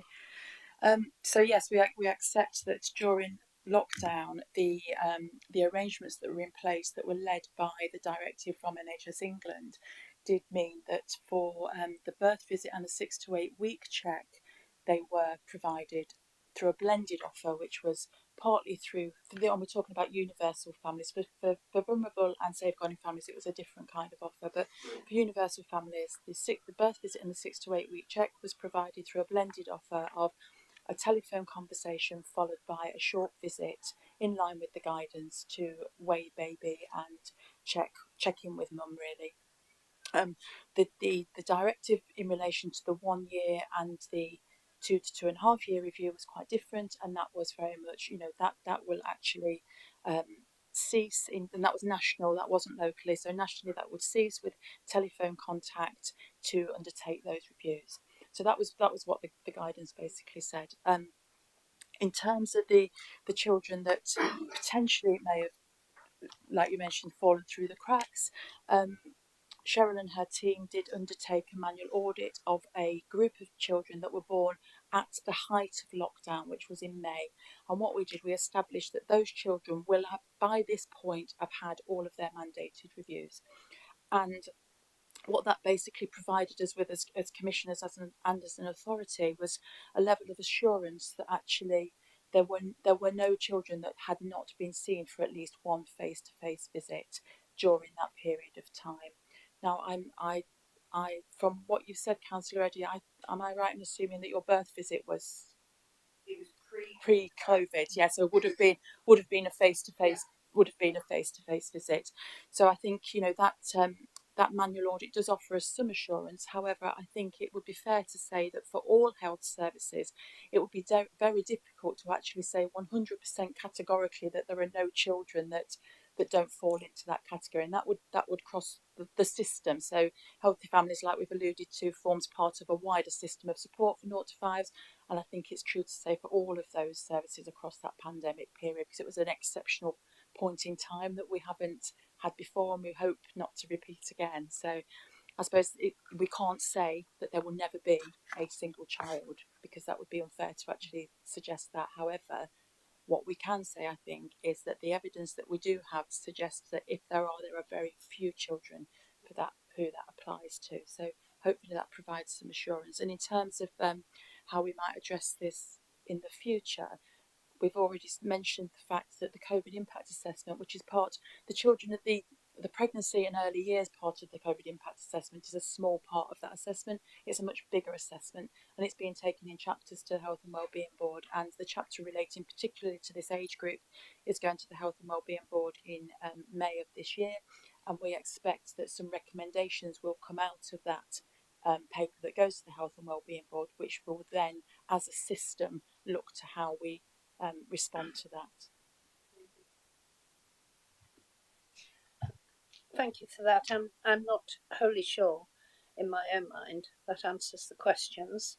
I'm not a new mum, but I'm certainly an old granny, and I can see the problems. And I was actually told by a member here last week or the week before, I forget, that member had been into a school and there was a child of 5 walking around in a nappy. And I think this is what we're trying to get to the bottom of. Obviously, that child was around at the beginning of its life in the pandemic. And I have to admit, I detest filling in forms.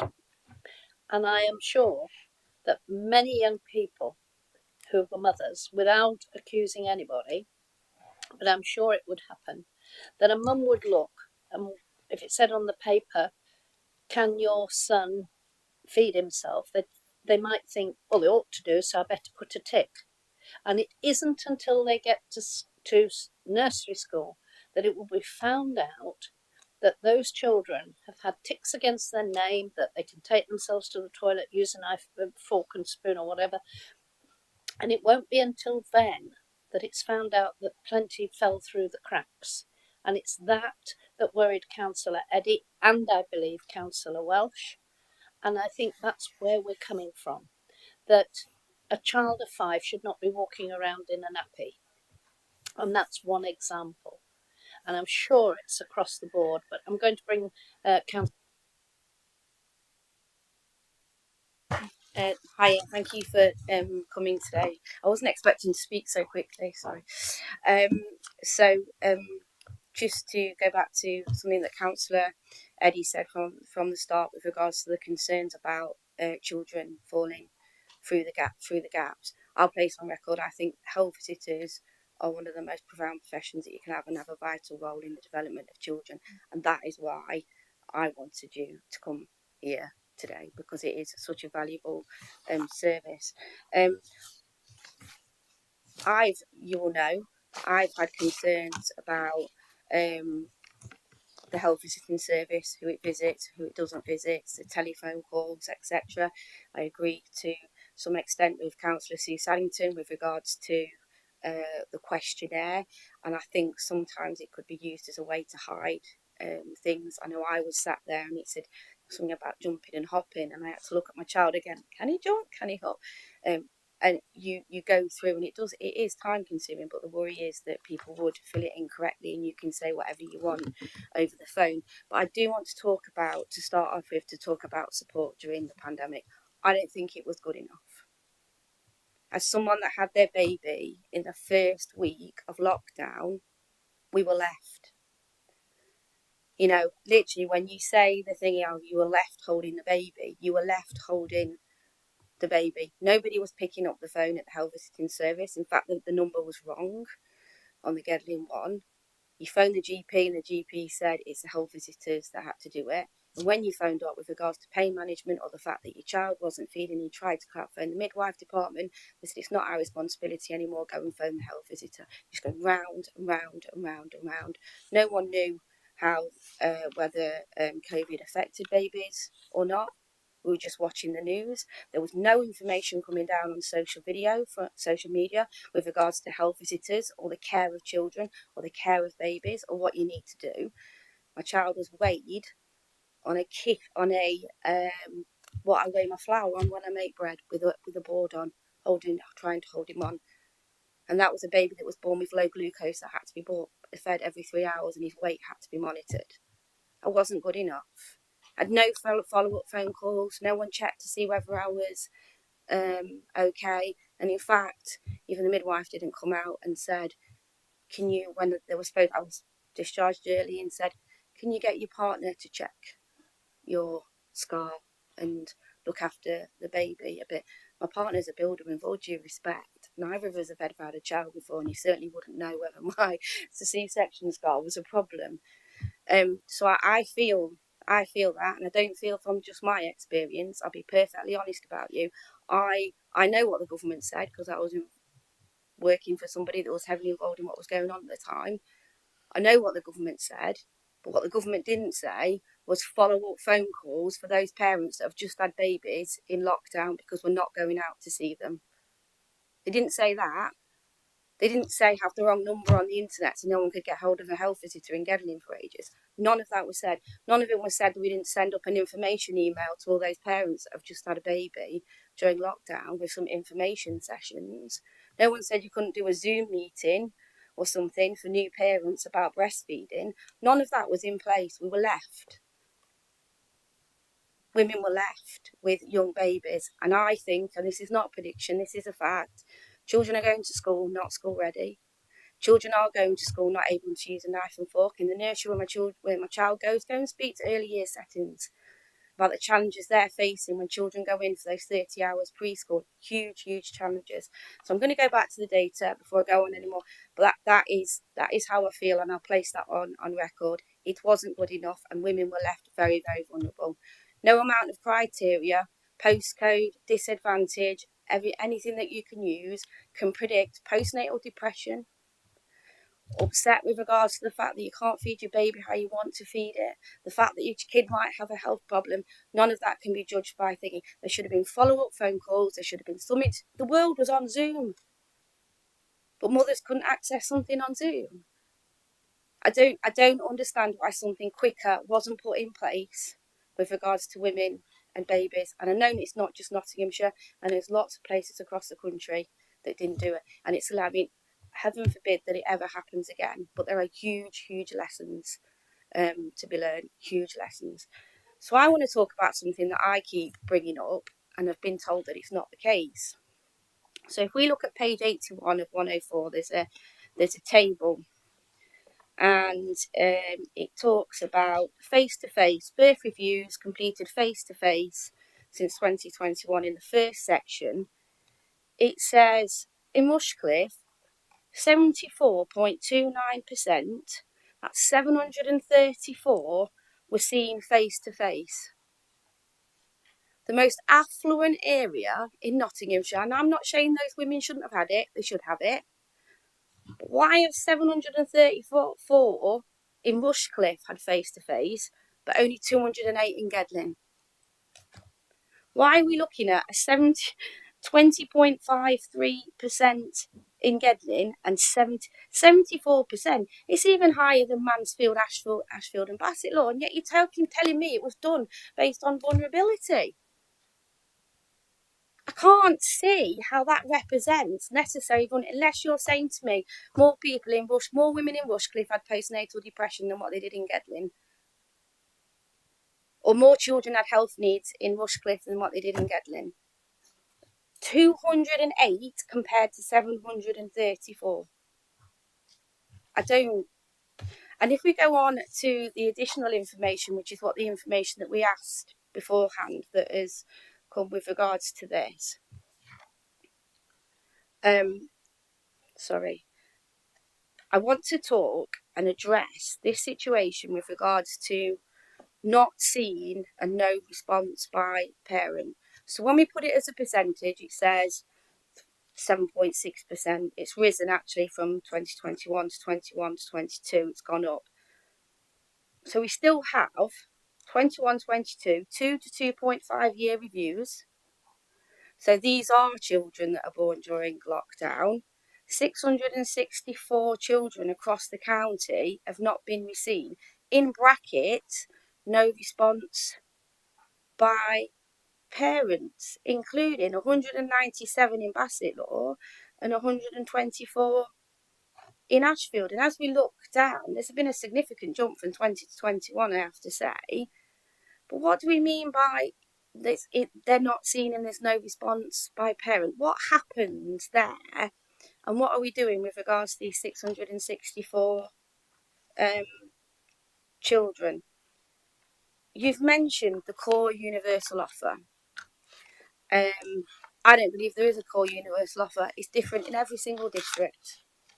It is. You might do those statutory ones, but it is different in every single district. Whether you get a telephone, whether you get what is called blended, we're actually what we need to be out. The majority of your health visitor experience is over the phone. You have 15 minutes. It's not even 15 minutes because they weigh. Do they measure as well? Can't remember. The way they measure, little chat, 2 minutes gone. 5 minutes in your house, not 15 minutes. Not 15 minutes in your home, they're gone. And then the big conversation is over the phone, which I do believe, and our clarity, isn't always a health visitor, is it? It's a different level of practitioner, and I don't have anything against that practitioner, but I think we should be clear on who's talking to those parents. So my questions remain. One, there's this report going in May. What are we going to do about those children, including in Gedling, which is clear on here, that weren't seen face-to-face, that we might have seen a one-off face-to-face now? What are we doing with regards to catch-up with regards, and what have we done so far?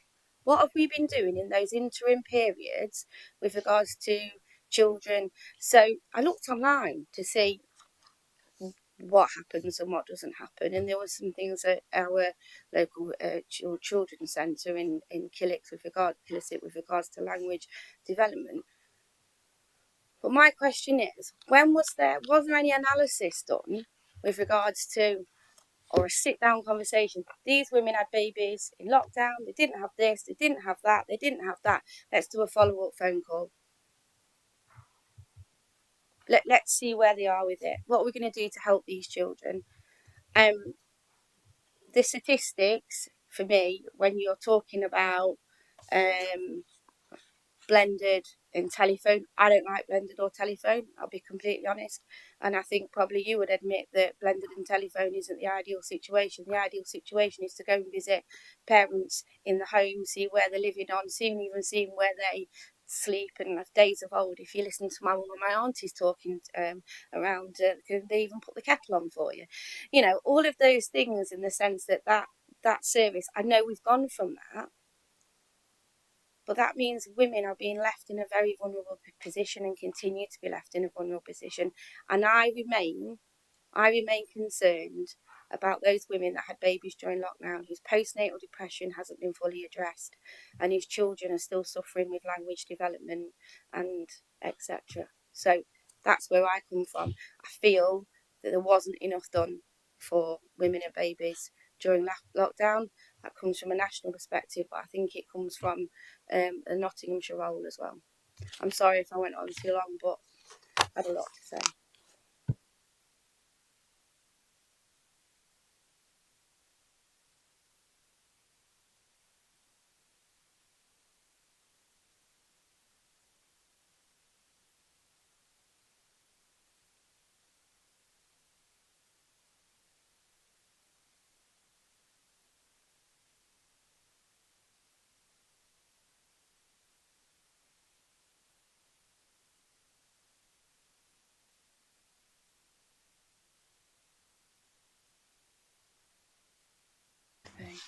Those children born during lockdown will now be at a stage where they're having their 2 to 2.5 year review, because we're at that stage where we've come out of the pandemic lockdown period.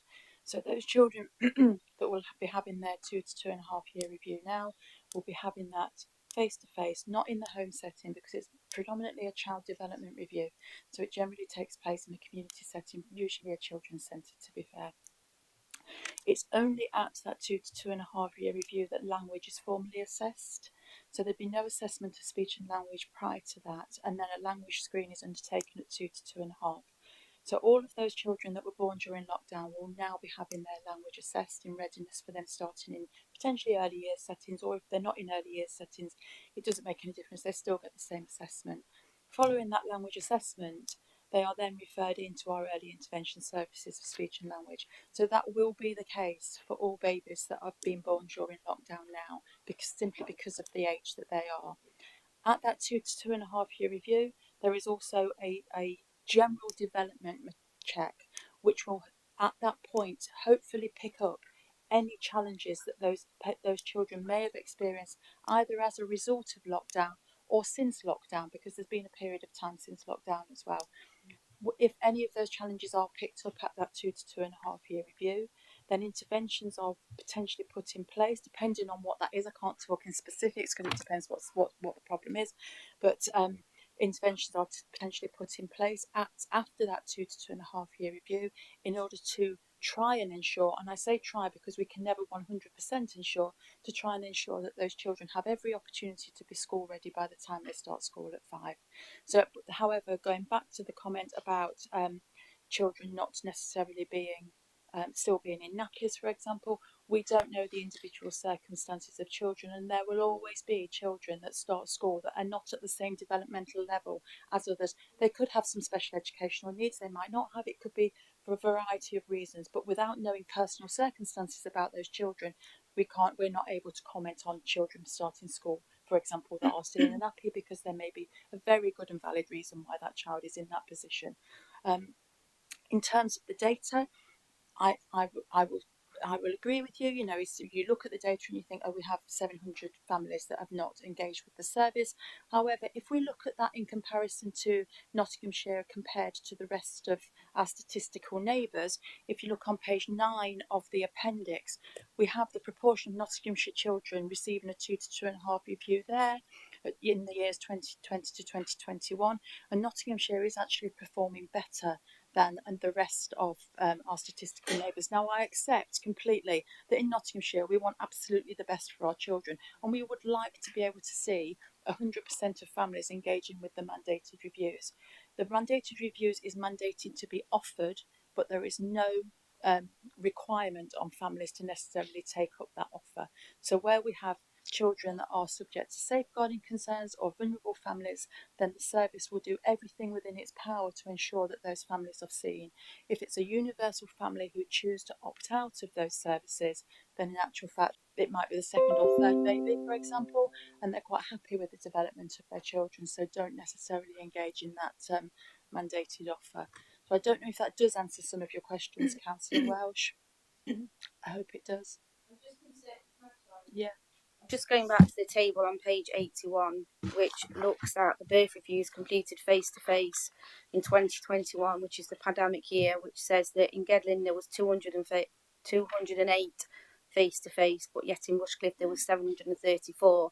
And you've consistently said that face to face is criteria and level of need. So are we saying that there was a greater need in Rushcliffe in compared to the 2000, the 208?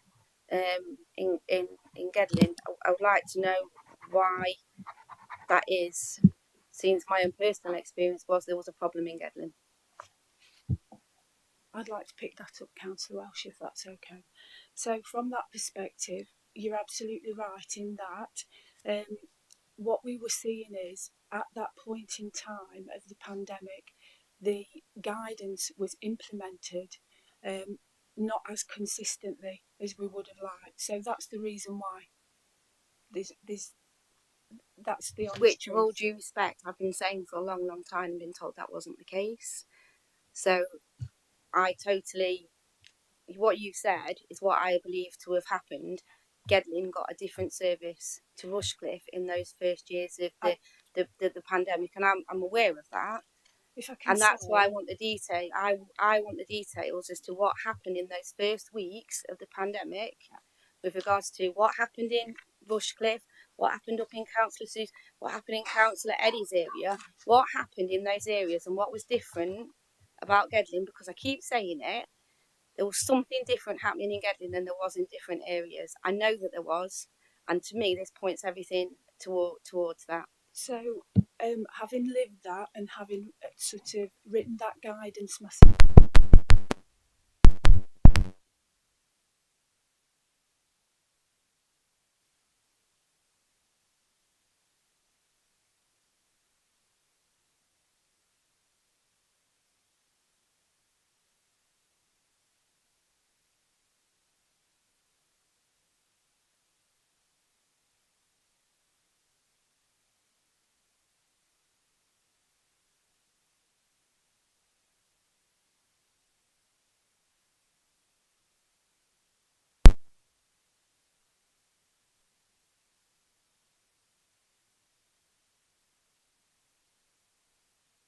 That were delivering the service, we're back on again. The staff that were delivering the service were also living through that. Sorry, Cheryl. Oh, We're back. we're back. Yeah. If you could, if you.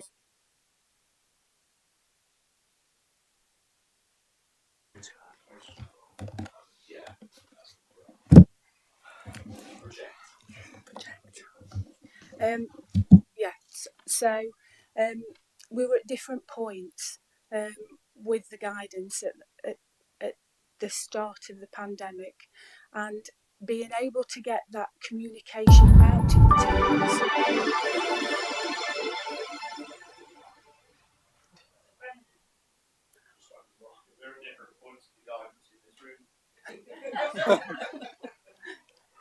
There's no question it was extremely challenging to get that communication out to the teams, and certain teams implemented that guidance with immediate effect, and clearly in Rushcliffe, it wasn't implemented as robustly as we'd expected them to.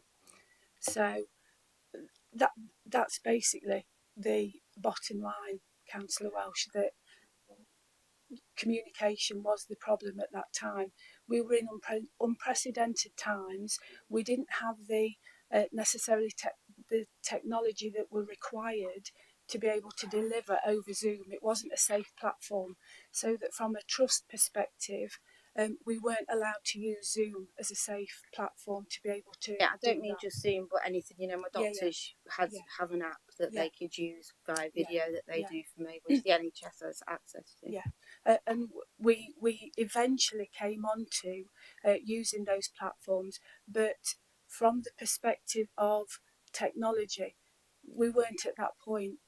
At the very start of the pandemic, we had to wait probably until the second lockdown when we'd implemented certain digital platforms to be able to do it over Teams, because that was the safest platform that we could use. So with regards to that, and with regards to your lived experience, it really matters to us that this is the experience that you have had and that you're sharing, and we need to learn lessons. And I think this will come with the COVID impact assessment. What lessons? Where did we go wrong? What could we do better next time?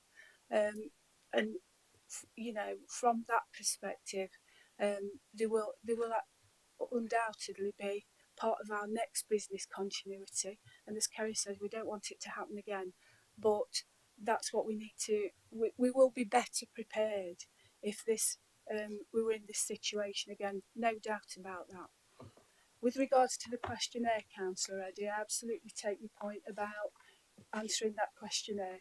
What we do is, if parents have issues with have learning needs themselves or actually don't want to do it, that's when we would support the parents to do that questionnaire when we actually go out and see them. We did find a lot of parents just went, no, I'm not doing this.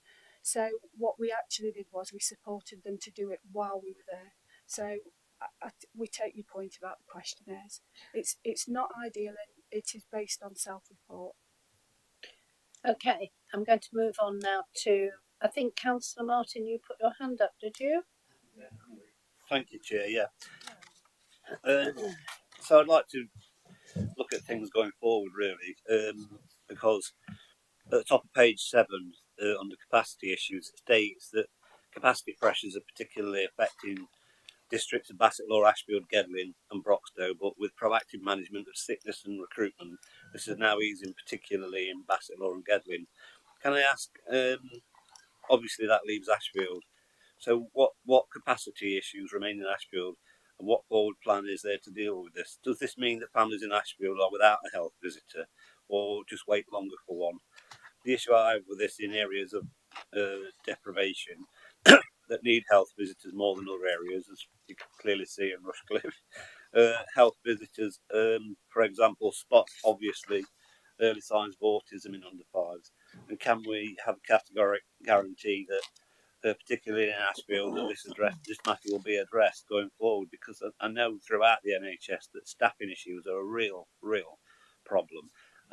You know, retaining older staff and recruiting new staff. So I just want to see if there's a cohesive plan to make sure that going forward we will have enough staff to deal with this. And I know it's a bit beyond your capabilities, or not capabilities, but ability to recruit, because it seems to me that people are being attracted into other areas where remuneration is probably higher.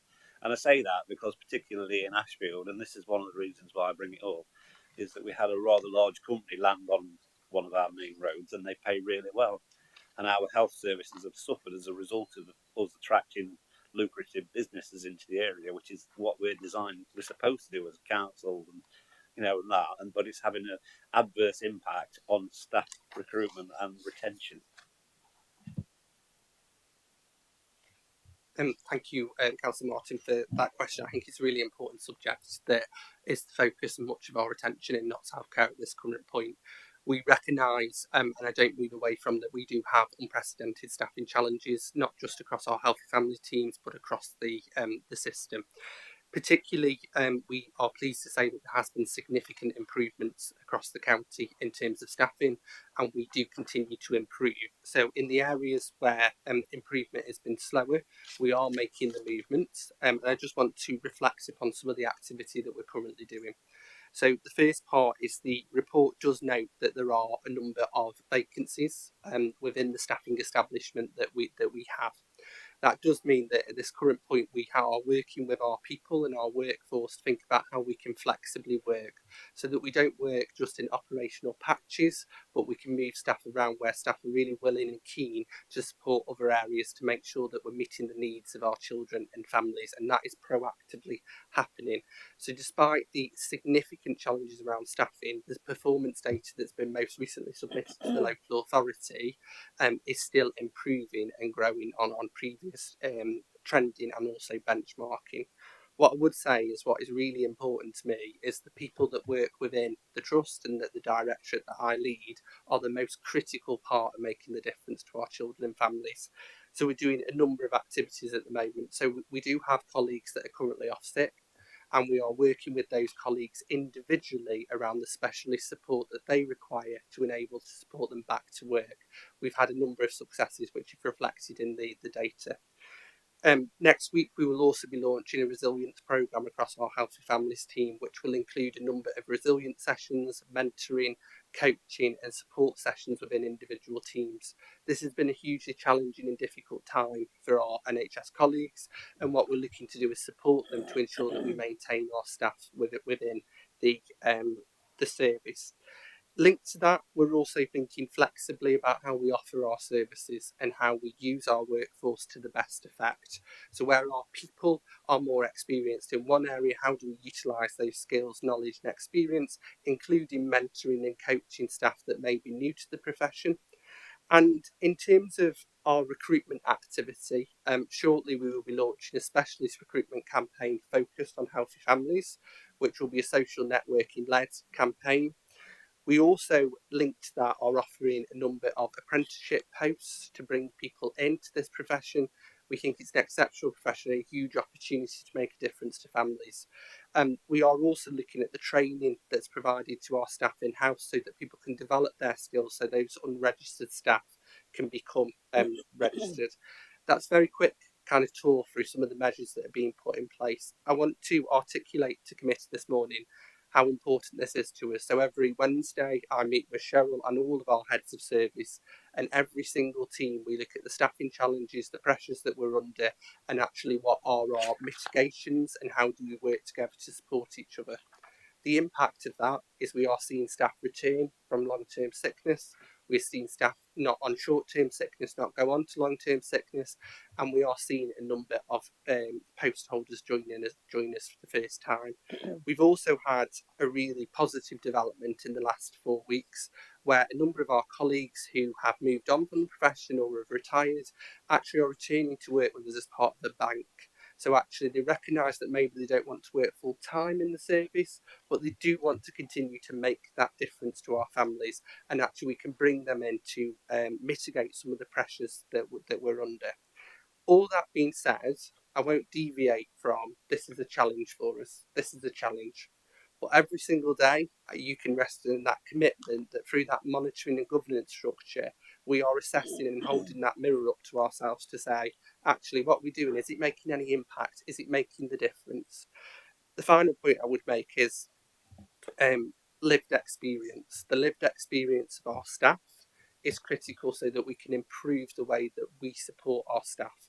We improve the environment that they work in, and we're really, really pleased with the most recent NHS staff survey results in our healthy family teams. Linked to that as well is that, and if I may, Chair, just pick up on, is the lived experience of our patients and our communities. So we've reflected this morning on learning. We've taken learning from the previous period that's informing our staffing and capacity issues. We've taken that our staff were put in a very difficult and challenging position. We're learning from that. So we've moved forward together.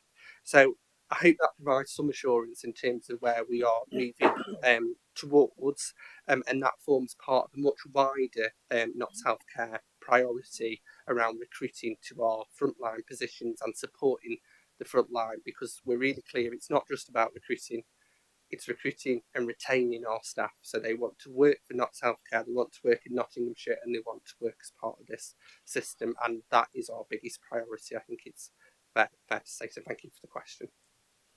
Thank you. Can we move on to mindful of the time? Yes, Councillor Martin. Sorry, Chair. I just wanted to ask one other question. As a parent, I attended colleges and university work fairs. So I just wanted to make sure that you got a presence at those, because obviously when people are going to Bilborough or West Notts College, that's a crucial career path, and I think it's been missed in the past. And I went around a couple of them, and there wasn't any there. We have one in Ashfield, and it's a crucial thing. And also as well, you've got that. I'm glad to hear that you've got staff coming back, because it's that loss of really vitally important knowledge from the staff that's been there for quite a while. So any incentives to get them to come back, even if it's part-time, would be great. Really. Yep. So just in response to that, if I may, Chair, we absolutely, as part of our recruitment campaign, want to tap in. We also want to explore some work that's been done in the south of England, where we get into schools much earlier. So we start to put people on that roadmap, whilst it may not be here and now. In 5 years' time, when they're picking those key options, they want to come and work in health visiting or another role in the trust. The final one, just to mention as well, Councillor Martin, you mentioned the competitiveness across the NHS. We also do offer for our qualified colleagues a golden hello, a payment for joining and staying with the trust, so that we can keep up in terms of that competition and be the place where people want to work for local people. Thank you. Right. Mindful of the time, please, members. We've got another item. Councillor Fole. Yeah, thank you, Chair. Thanks for coming. I know this is a very difficult and very emotive issue. It's something we're very concerned about, so I appreciate you coming. I think for me, my concern is actually the whole thing about kind of phone and blended visits. And if you just read where you're saying that the work involved on page 66 and 67, in terms of the service, detecting and acting early to reduce the adverse impact of psychological issues such as parenting capacity, destructive family relationships, domestic violence, mental health issues, and substance misuse. I don't see any way how you can do that over the phone.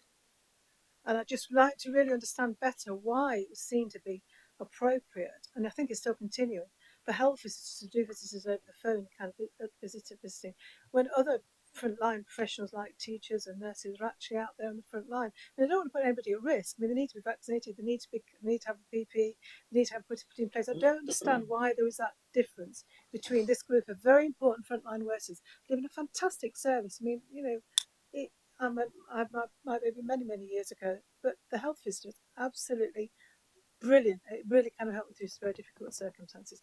So there's a real discrepancy here in terms of kind of that disparity. And I think as well in terms of new parents, if you're going to pick up all these kind of issues, you cannot do it over the phone, however privileged or however kind of set up they are. Councillor Watch has just said as well, if she could ask a question, is the Healthy Family Teams offer an antenatal review to all women. Did that happen, and is that still continuing? And just one final thing as well, you mentioned about the communications not being good enough, which is why you ended up in a situation where there was different practice across different districts. That is really, really concerning, really concerning. So can I ask that perhaps, and you said there's lessons learned, which I'm sure there will, and I can see that you really want to do that. Can you please bring back a report to us at an appropriate stage, just to tell us how you've made absolutely sure that actually that this will not happen again? Thank you. Thank you, Chair. Again, we're going to do a bit of a double act with these questions. So I'll pick up the first couple and then hand over to Sharon in terms of some of the operational detail. I do just want to note in terms of what the difference at the time was. The difference was significantly different in terms of the NHS England and Department for Health and Social Care guidance. I do want to be clear with members today that the guidance issued was not guidance to NHS Trust, it was a direction in terms of face-to-face contact and those services and professions that would be face-to-face and those that would be virtual telephone contact. At Notts Healthcare, we sought to use that direction as flexibly as possible. However, to be really open and honest, that was the direction at the time. The bit that I want to pick up as part of that, and has come up in a number of questions, is the learning. So in terms of the report and coming back, we welcome the opportunity to share that learning. We do need to learn. We do need to respond. It was unprecedented, the COVID outbreak and the response measures that came after, which varied across the 3 periods of intervention. That learning is really, really important. We've taken a huge amount of learning internally.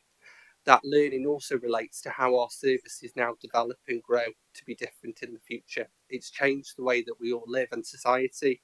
It's changed the way that we parent, and actually how do we develop and grow our service offer together with our partners.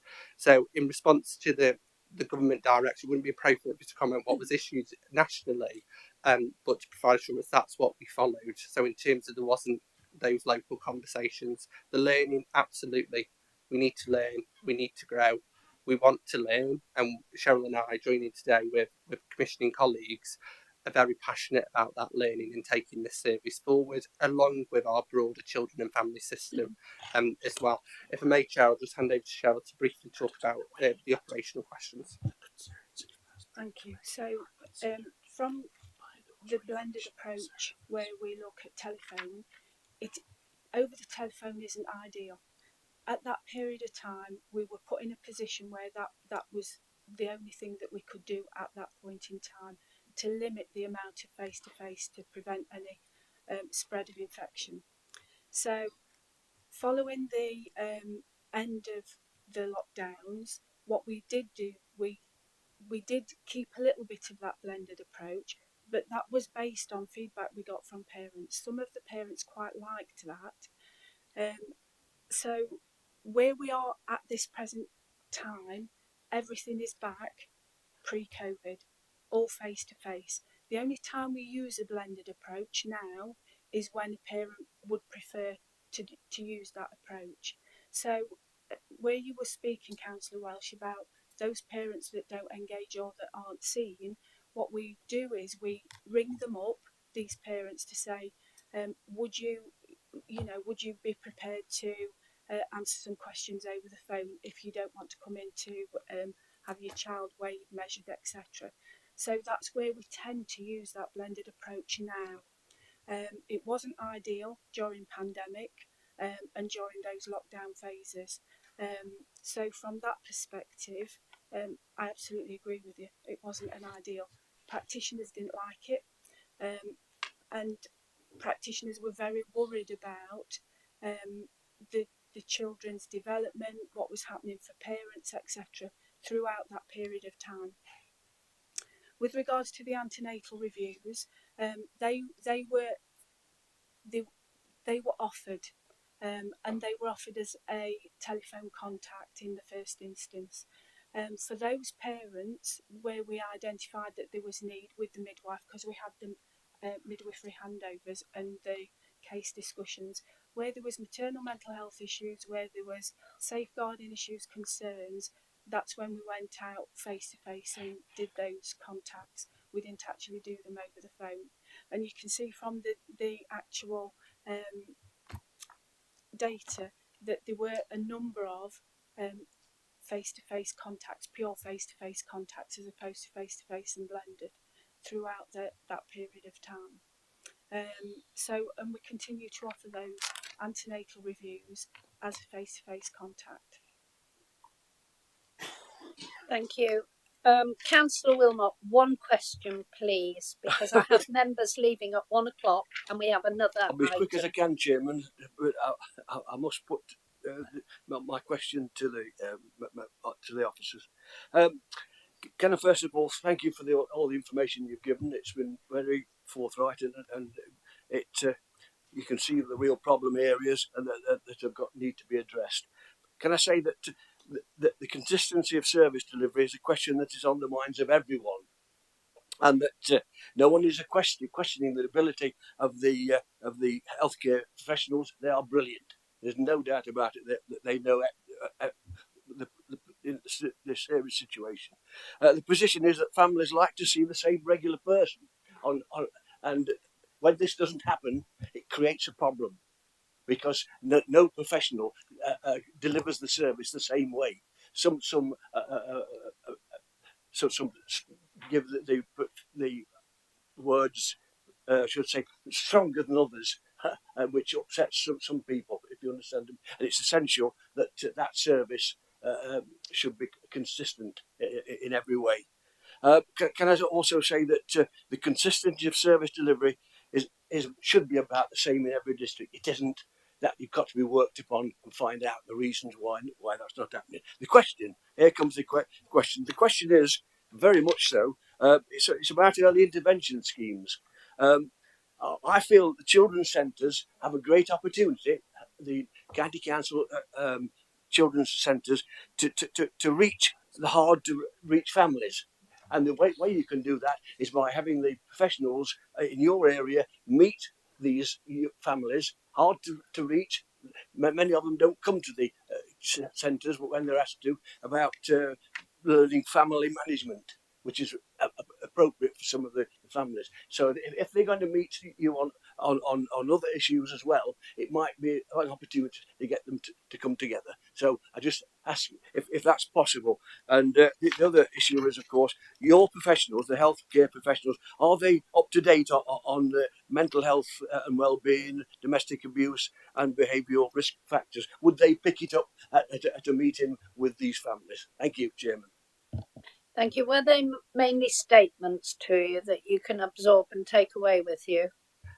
Thanks, Chair. I think in terms of the statements that are made, absolutely, we could take that away. In terms of children's centres, absolutely committed to children's centres and the development of family hubs. We absolutely are working closely with the local authority and partners on that and very passionate about that in Notts Healthcare. One question that I pick out, Chair, is in relation to up-to-date training on mental health, domestic abuse and other key factors. All of our frontline staff are up to date, as all our managers, and that is constantly monitored, and we're continuing to develop and roll new programmes of evidence-based interventions as they come available, but assurance to members absolutely up to date. Thank you, Chair. Thank you very much. Councillor Lee, last speaker. Thank you very much, Chairman. You have received a hammering off us this evening, so hopefully I'm going to be quite kind to you. I think people seem to forget, short memories, with how scary it was during COVID. I've just been looking up the figures for the UK, that we lost 128,000 people died to COVID. I remember being at home every time my wife came home, we were mopping with bleach because we were petrified, and it must have been the exact same for your staff. And the one thing that we will take away from COVID is everybody's learnt. We've learnt at home, we've learnt about washing our hands, we've learnt about singing happy birthday, and I'm sure you have took lots and lots and lots of learning away from COVID. And the question I will ask you, and I don't require a question today, I'm sure you can take it away, is what have you learned from COVID? And that's it. That's a simple question. What have you learned? What experiences have you learned for the future? And that's it, Chairman. Thank you. Thank you, Jono. Well, do you want to answer that very quickly? All I was going to say is thank you for the comments. It was a hugely scary time, and all of our work across the whole multi-agency arena went out there to support our children and families. We know from today there is a huge amount of learning. I don't think we've got the time to share what we've learned. We've learned a huge amount across the whole system. We would value the opportunity in the future to share that. But what I would say is we continue to learn. Every single day we have to hold that mirror up and say, how do we improve tomorrow? And today is part of that. So thank you, councillors, and thank you, Chair. Well, thank you for coming this morning. It's obviously quite a hot topic. You don't necessarily have to return, but I'm sure you can liaise with the officer if you really think you have something to come back for. One of our recommendations is to consider the information provided and make recommendations to the Adult Social Care Committee and Public Health, Children and Families Committee. I would like to just add to that to say that the concerns that have been expressed by this committee must be sent to the adult social care, young, public health and children and families committee, so that we can ensure that they discuss what we have brought to a head this morning. Would members agree with that? Right. So with that, I'm going to say thank you to you. And I think if members feel that in the not too distant future they'd like to know how you're progressing on as these children go to school in September, it might be very interesting to know how they are actually coping. Maybe interesting to bring back for a quick briefing. Michelle. Very quickly, there's a report going to Health and Wellbeing in May. It'd be really useful if that was circulated to the committee, and then we decide whether we want them to come back or not, because I think that will have a significant impact on and that our concerns. On the concerns that have been raised. It may have alleviated everything, but it might have raised other concerns. And that our concerns are sent to that committee. So thank you very much, ladies and gentlemen. We can add, if that's okay. I've spoken to the trust earlier today, and they're very happy to facilitate a site visit for Councillor Welsh or anybody that has any specific concerns, to actually go and visit the service and see what they're doing, operationally on the ground. So, and we'd also like to reiterate again that offer to meet with yourselves to be able to inform our future commissioning decisions, to just so that we can support you in that. Thank you very much. Thank you.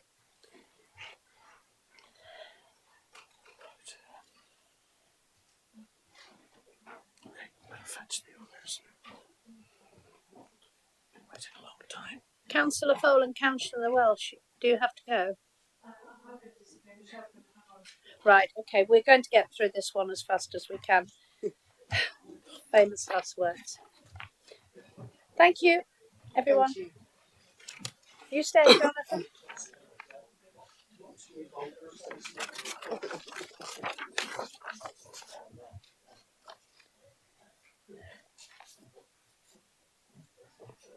That's not mine. Where are we now? Diagnostic Centre. Yeah.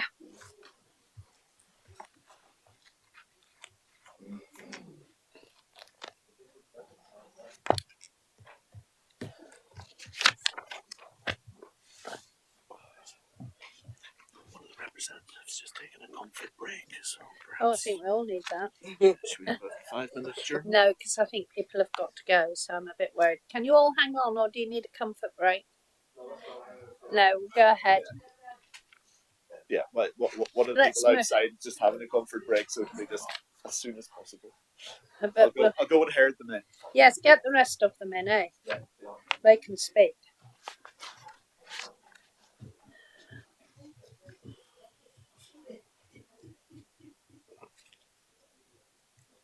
These chairs are so cool. Yeah, they are.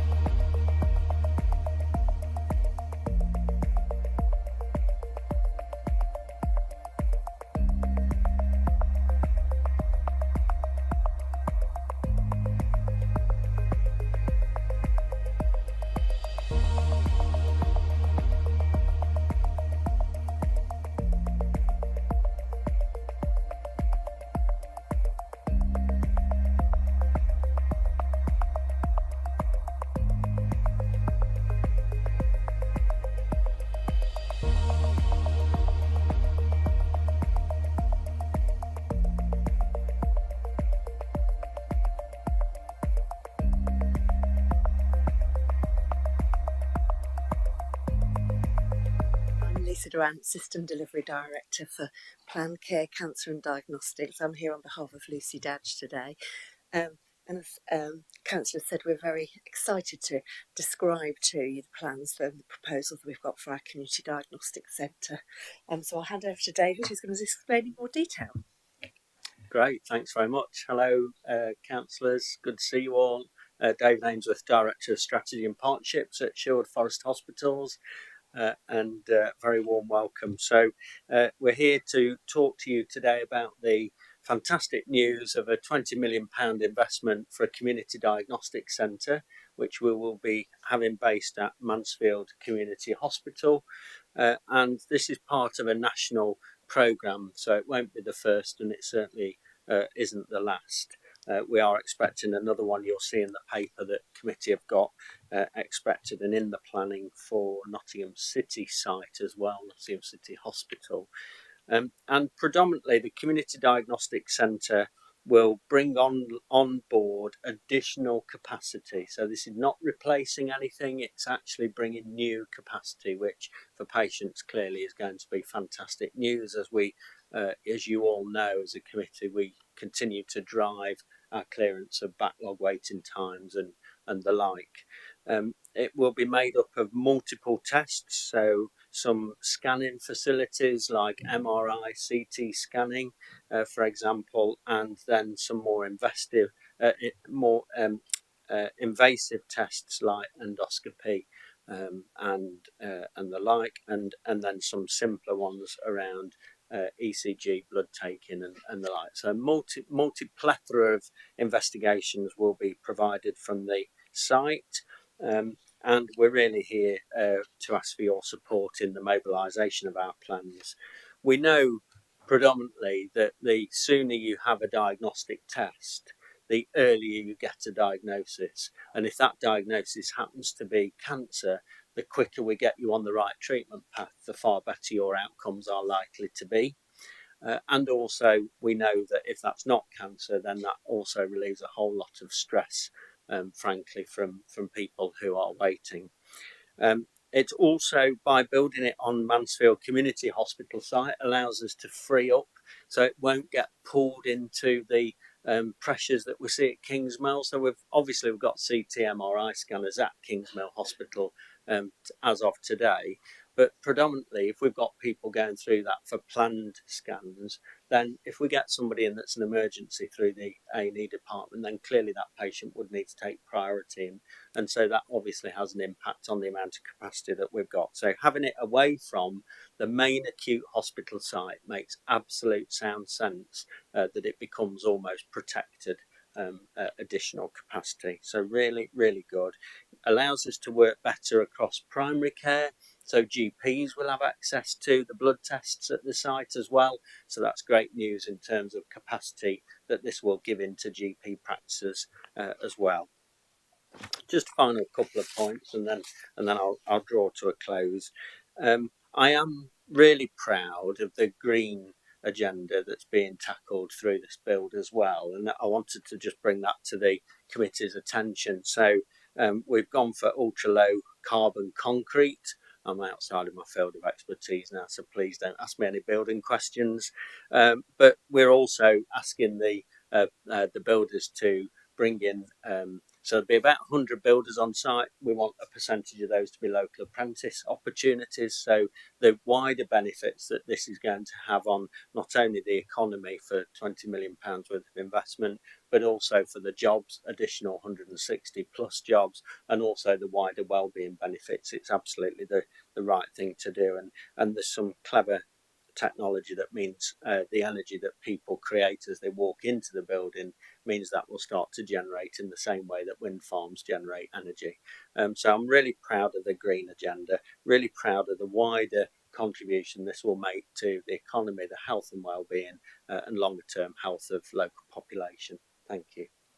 Thank you very much, David. I think that is really exciting, and to bring it to people where they're able to get diagnosis quickly without travelling across the county, I think is just such a bonus.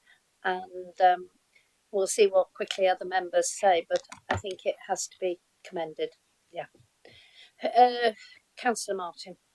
Yeah, thank you. Good afternoon, David. It's always a pleasure to see you. It's a great news story for Mansfield and Ashfield, and for Newark and Sherwood as well, because obviously people come over from Newark and Sherwood to Kingsville and Mansfield, and it's a great idea, I think, to have it separate down at Mansfield Community Hospital. It's a great site, great location. And obviously the green technology is a great thing, and the local spend on when we built the leisure centre in Kirby and Ashfield, we spent 5 million locally, and apprentice all came with it. Obviously, it's going to increase diagnosis, and that's another great news story for that our part of the county in particular.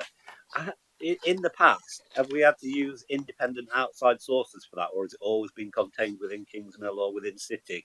You know, because the outside independent sources, are they going to be impacted by the implementation of this? You know, and is it going to cost the NHS less because we've got a new diagnostic centre? Hi, I'll answer that one if I may. So yes, we have had to use the independent sector, but we work in partnership with the independent sector.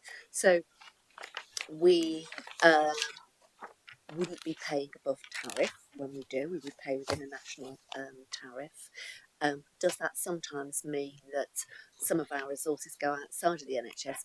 Yes, unfortunately it does, but sometimes it can be very beneficial to work with the independent sector as partners.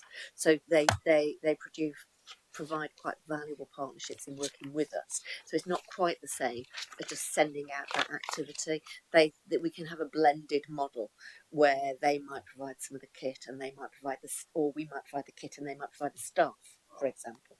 And that's just the kind of the way that we work with them.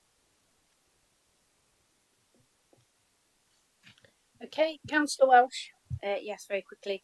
Early diagnosis, obviously very critical for a number of issues, including lung diseases. My father never smoked in his life, but unfortunately has got a lung disease, and the CT scan was absolutely critical with regards to that. And lung diseases are on the rise after COVID.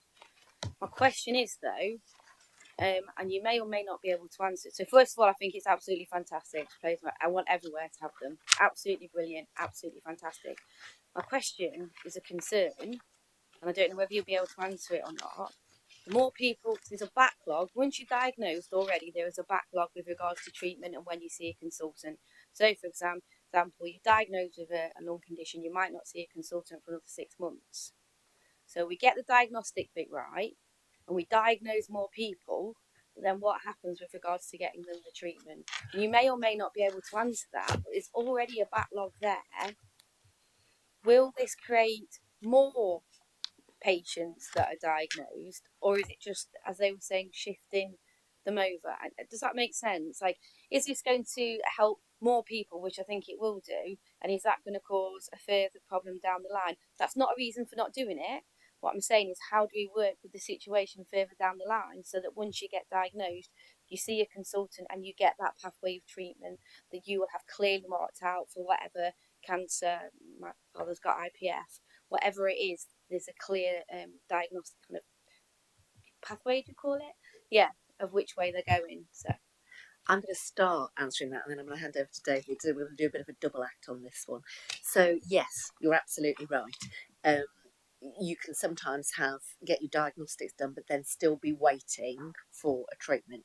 Now, there's a few things in there, though. Firstly, is that we would prioritise the waiting list, and certainly some of the work that Sherwood Forest do at prioritising the waiting list, keeping patients well while they're waiting, contacting patients, is exemplary. It really is excellent what the teams try and do. And I think the other thing to add in is there will be a period of time where we build the community diagnostic centre, and during this period our waiting lists will reduce. So we've got to reduce our waiting list, as you've rightly pointed out. There's a series of national requirements that we have to do, so we're already needing to sort of work quite hard as a system to reduce waiting lists to an absolute maximum next year of 65 weeks. And you'll know that sadly we were in a very different position post-COVID.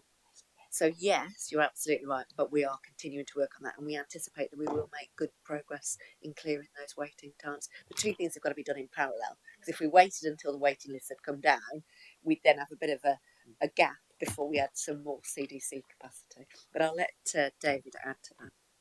Thank you. Yeah, good question. Not really too much more to add, other than to say what it does mean is we'll be able to pick up the cancers early. Clearly, that's there's a very well established pathway, as you rightly suggest, for people with a cancer diagnosis. So that fills me with absolute confidence that we'll be able to treat cancers early. And where it's not cancer, as you suggest, lung disease, it might be as simple as working with the GP to get the right diagnosis and prescription treatment, like inhalers, for example. So I think that the gift is ours to work with colleagues and partners across the system wider than just secondary care, traditional-led services. Thanks. Thank you, David. Vice Chairman. As the only Mansfield councillor here, I just want to say I think it's a brilliant thing. I think it's a fab site. The transport is there. Parking wise, it's actually really good as well, isn't it? So there's I just think it's a fab thing with a fab site. So thank you. Yeah, thanks. Do you want me to respond on car park? I can respond on car parking if you like specifically. Yeah. So we've done a car parking assessment and yeah. I knew car parking would come up today, so I've done my homework in readiness, as you might imagine.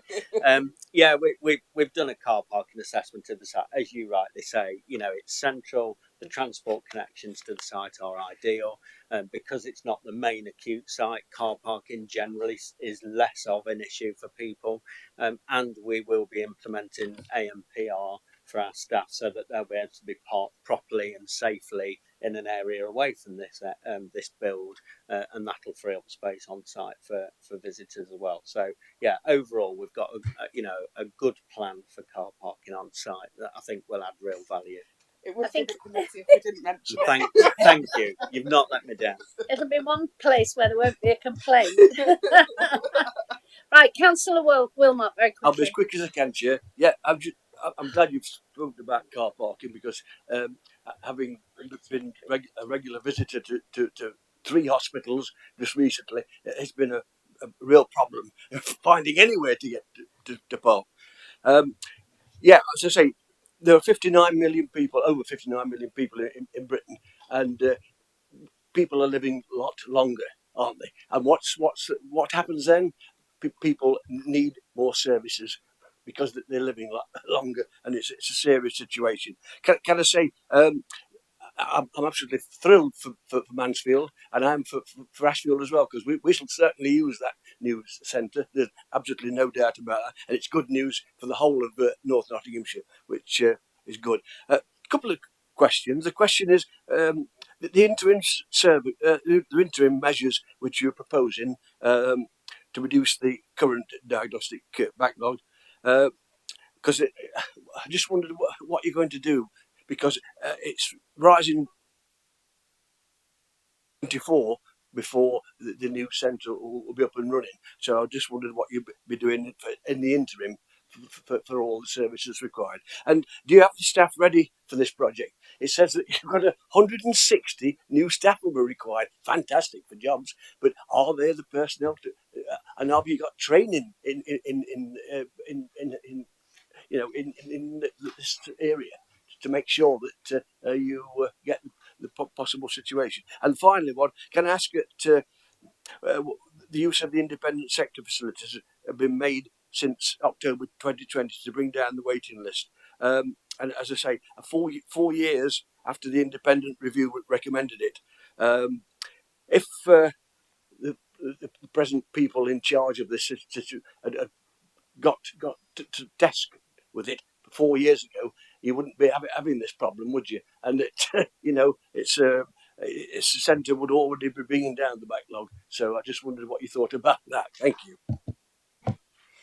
Okay, thanks. I'll try and do it in the order it was asked. So in terms of what are we doing in the interim, so I'm pleased to say that we are awaiting approval of some additional funding to go live from December this year.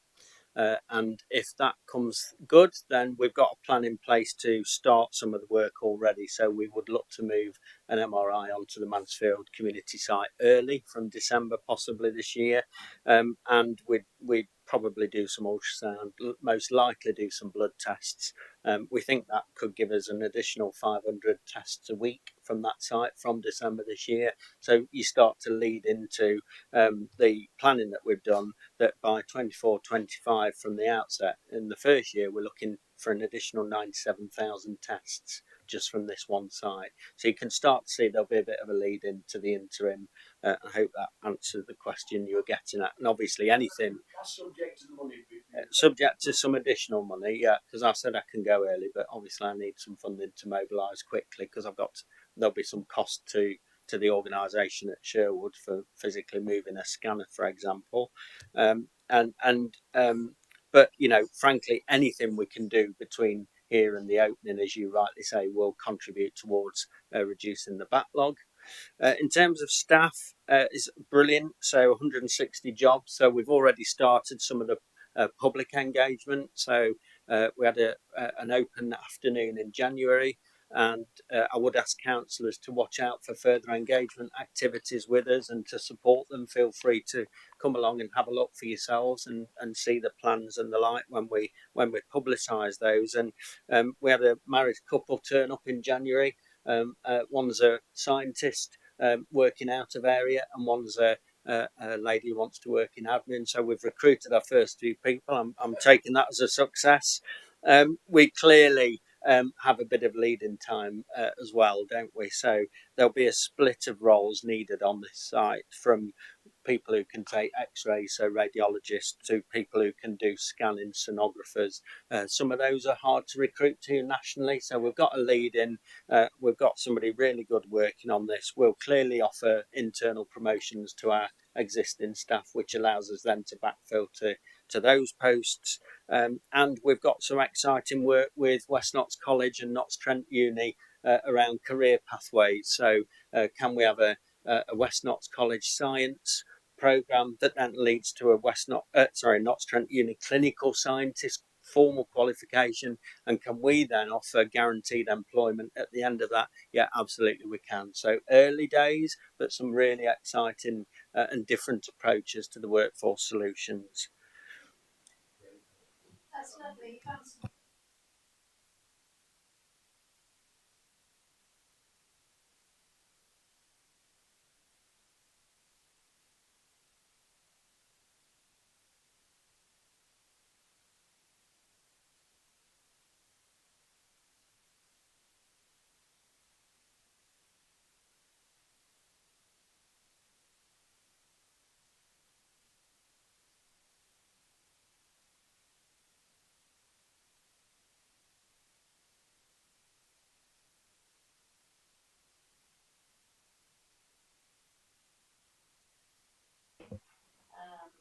You use it, and I think we need to be looking at it. So I'm sure you'll come with good news.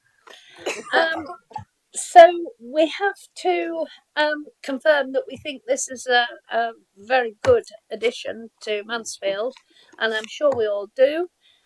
We congratulate you on getting this establishment, and really from this committee we wish you all the best.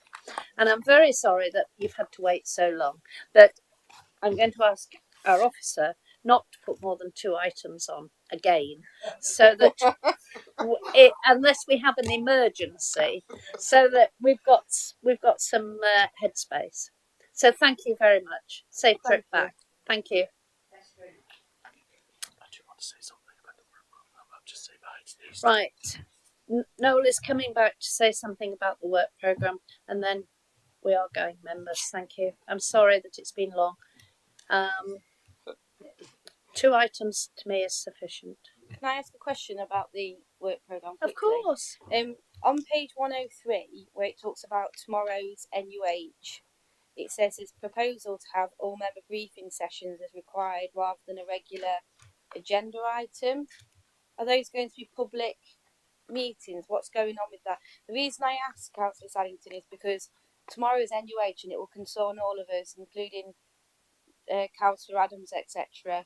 Is that part of tomorrow's NUH is they want to move all the maternity services from the city, that's right, to the Queen's, and they're creating this women's hospital, and that is really quite a significant have we not piece of work. got But it says here proposal to have all member briefing sessions as required rather than as a regular agenda item. It was agreed last time that we'd have them back with regards to that, and it's not there. Then this has appeared. What I'd like to say, and I think you'll agree, but we need to get it on there really, because I think it's time we had them back to see what. Need to know what's going on with that. The consultation has, I think, now taken place, but I know certainly in Councillor Adams's area and mine in Gedling, they like to, they like to go to the city hospital. They do like to have their yeah, the majority of people that live in Gedling like to go to Councillor the city Welsh would hospital. like tomorrow's NUH putting back onto the agenda so we can have an update. And we on just... the women's hospital bit. Just asking you for support because I know on the women's bit, she like thinks, do you? On the women's hospital bit.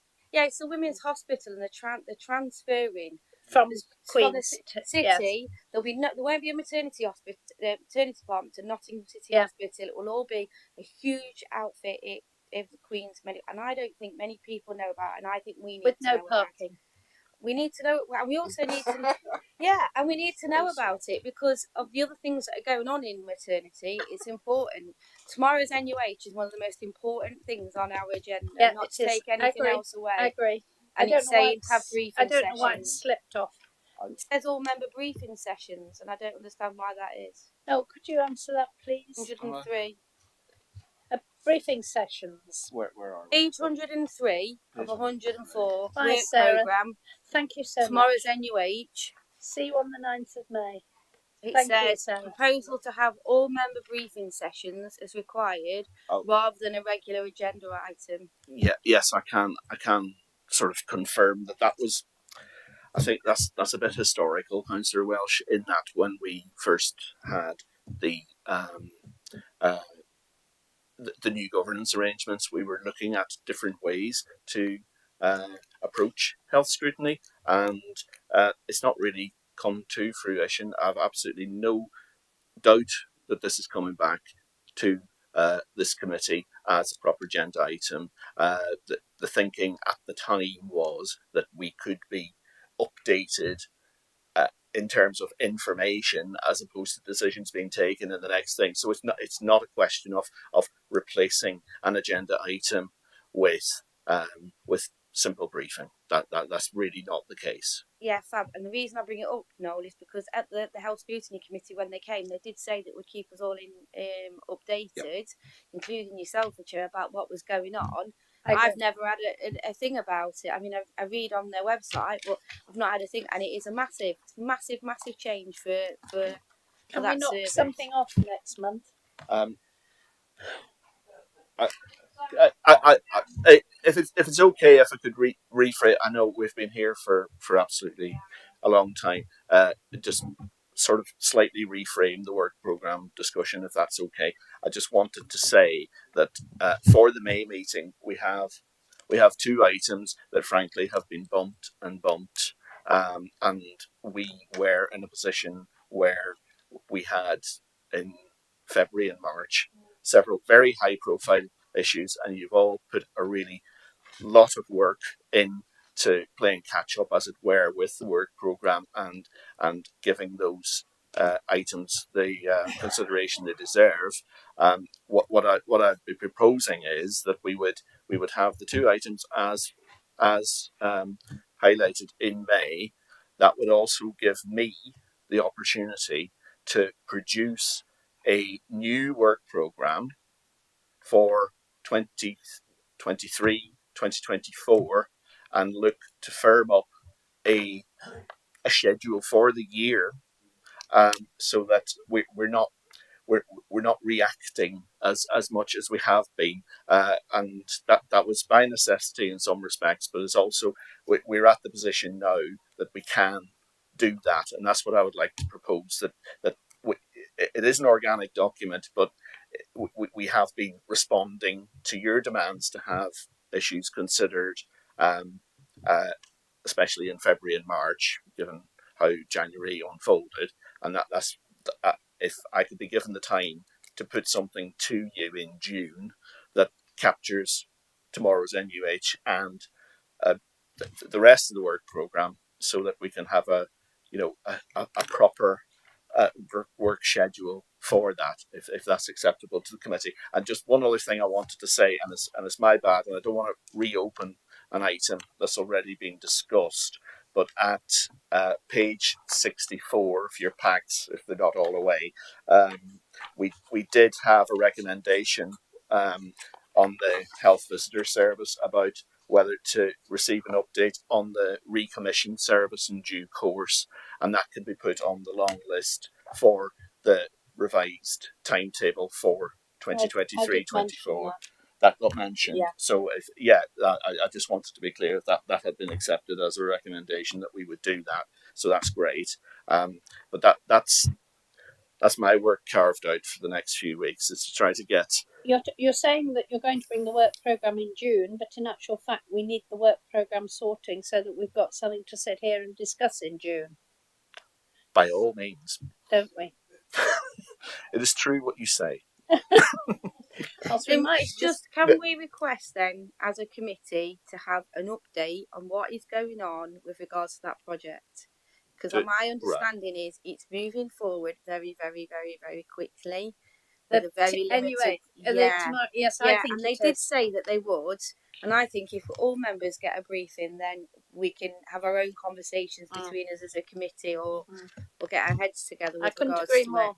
But they did promise us an update, and it hasn't. Because they seem to be moving things without actually coming here.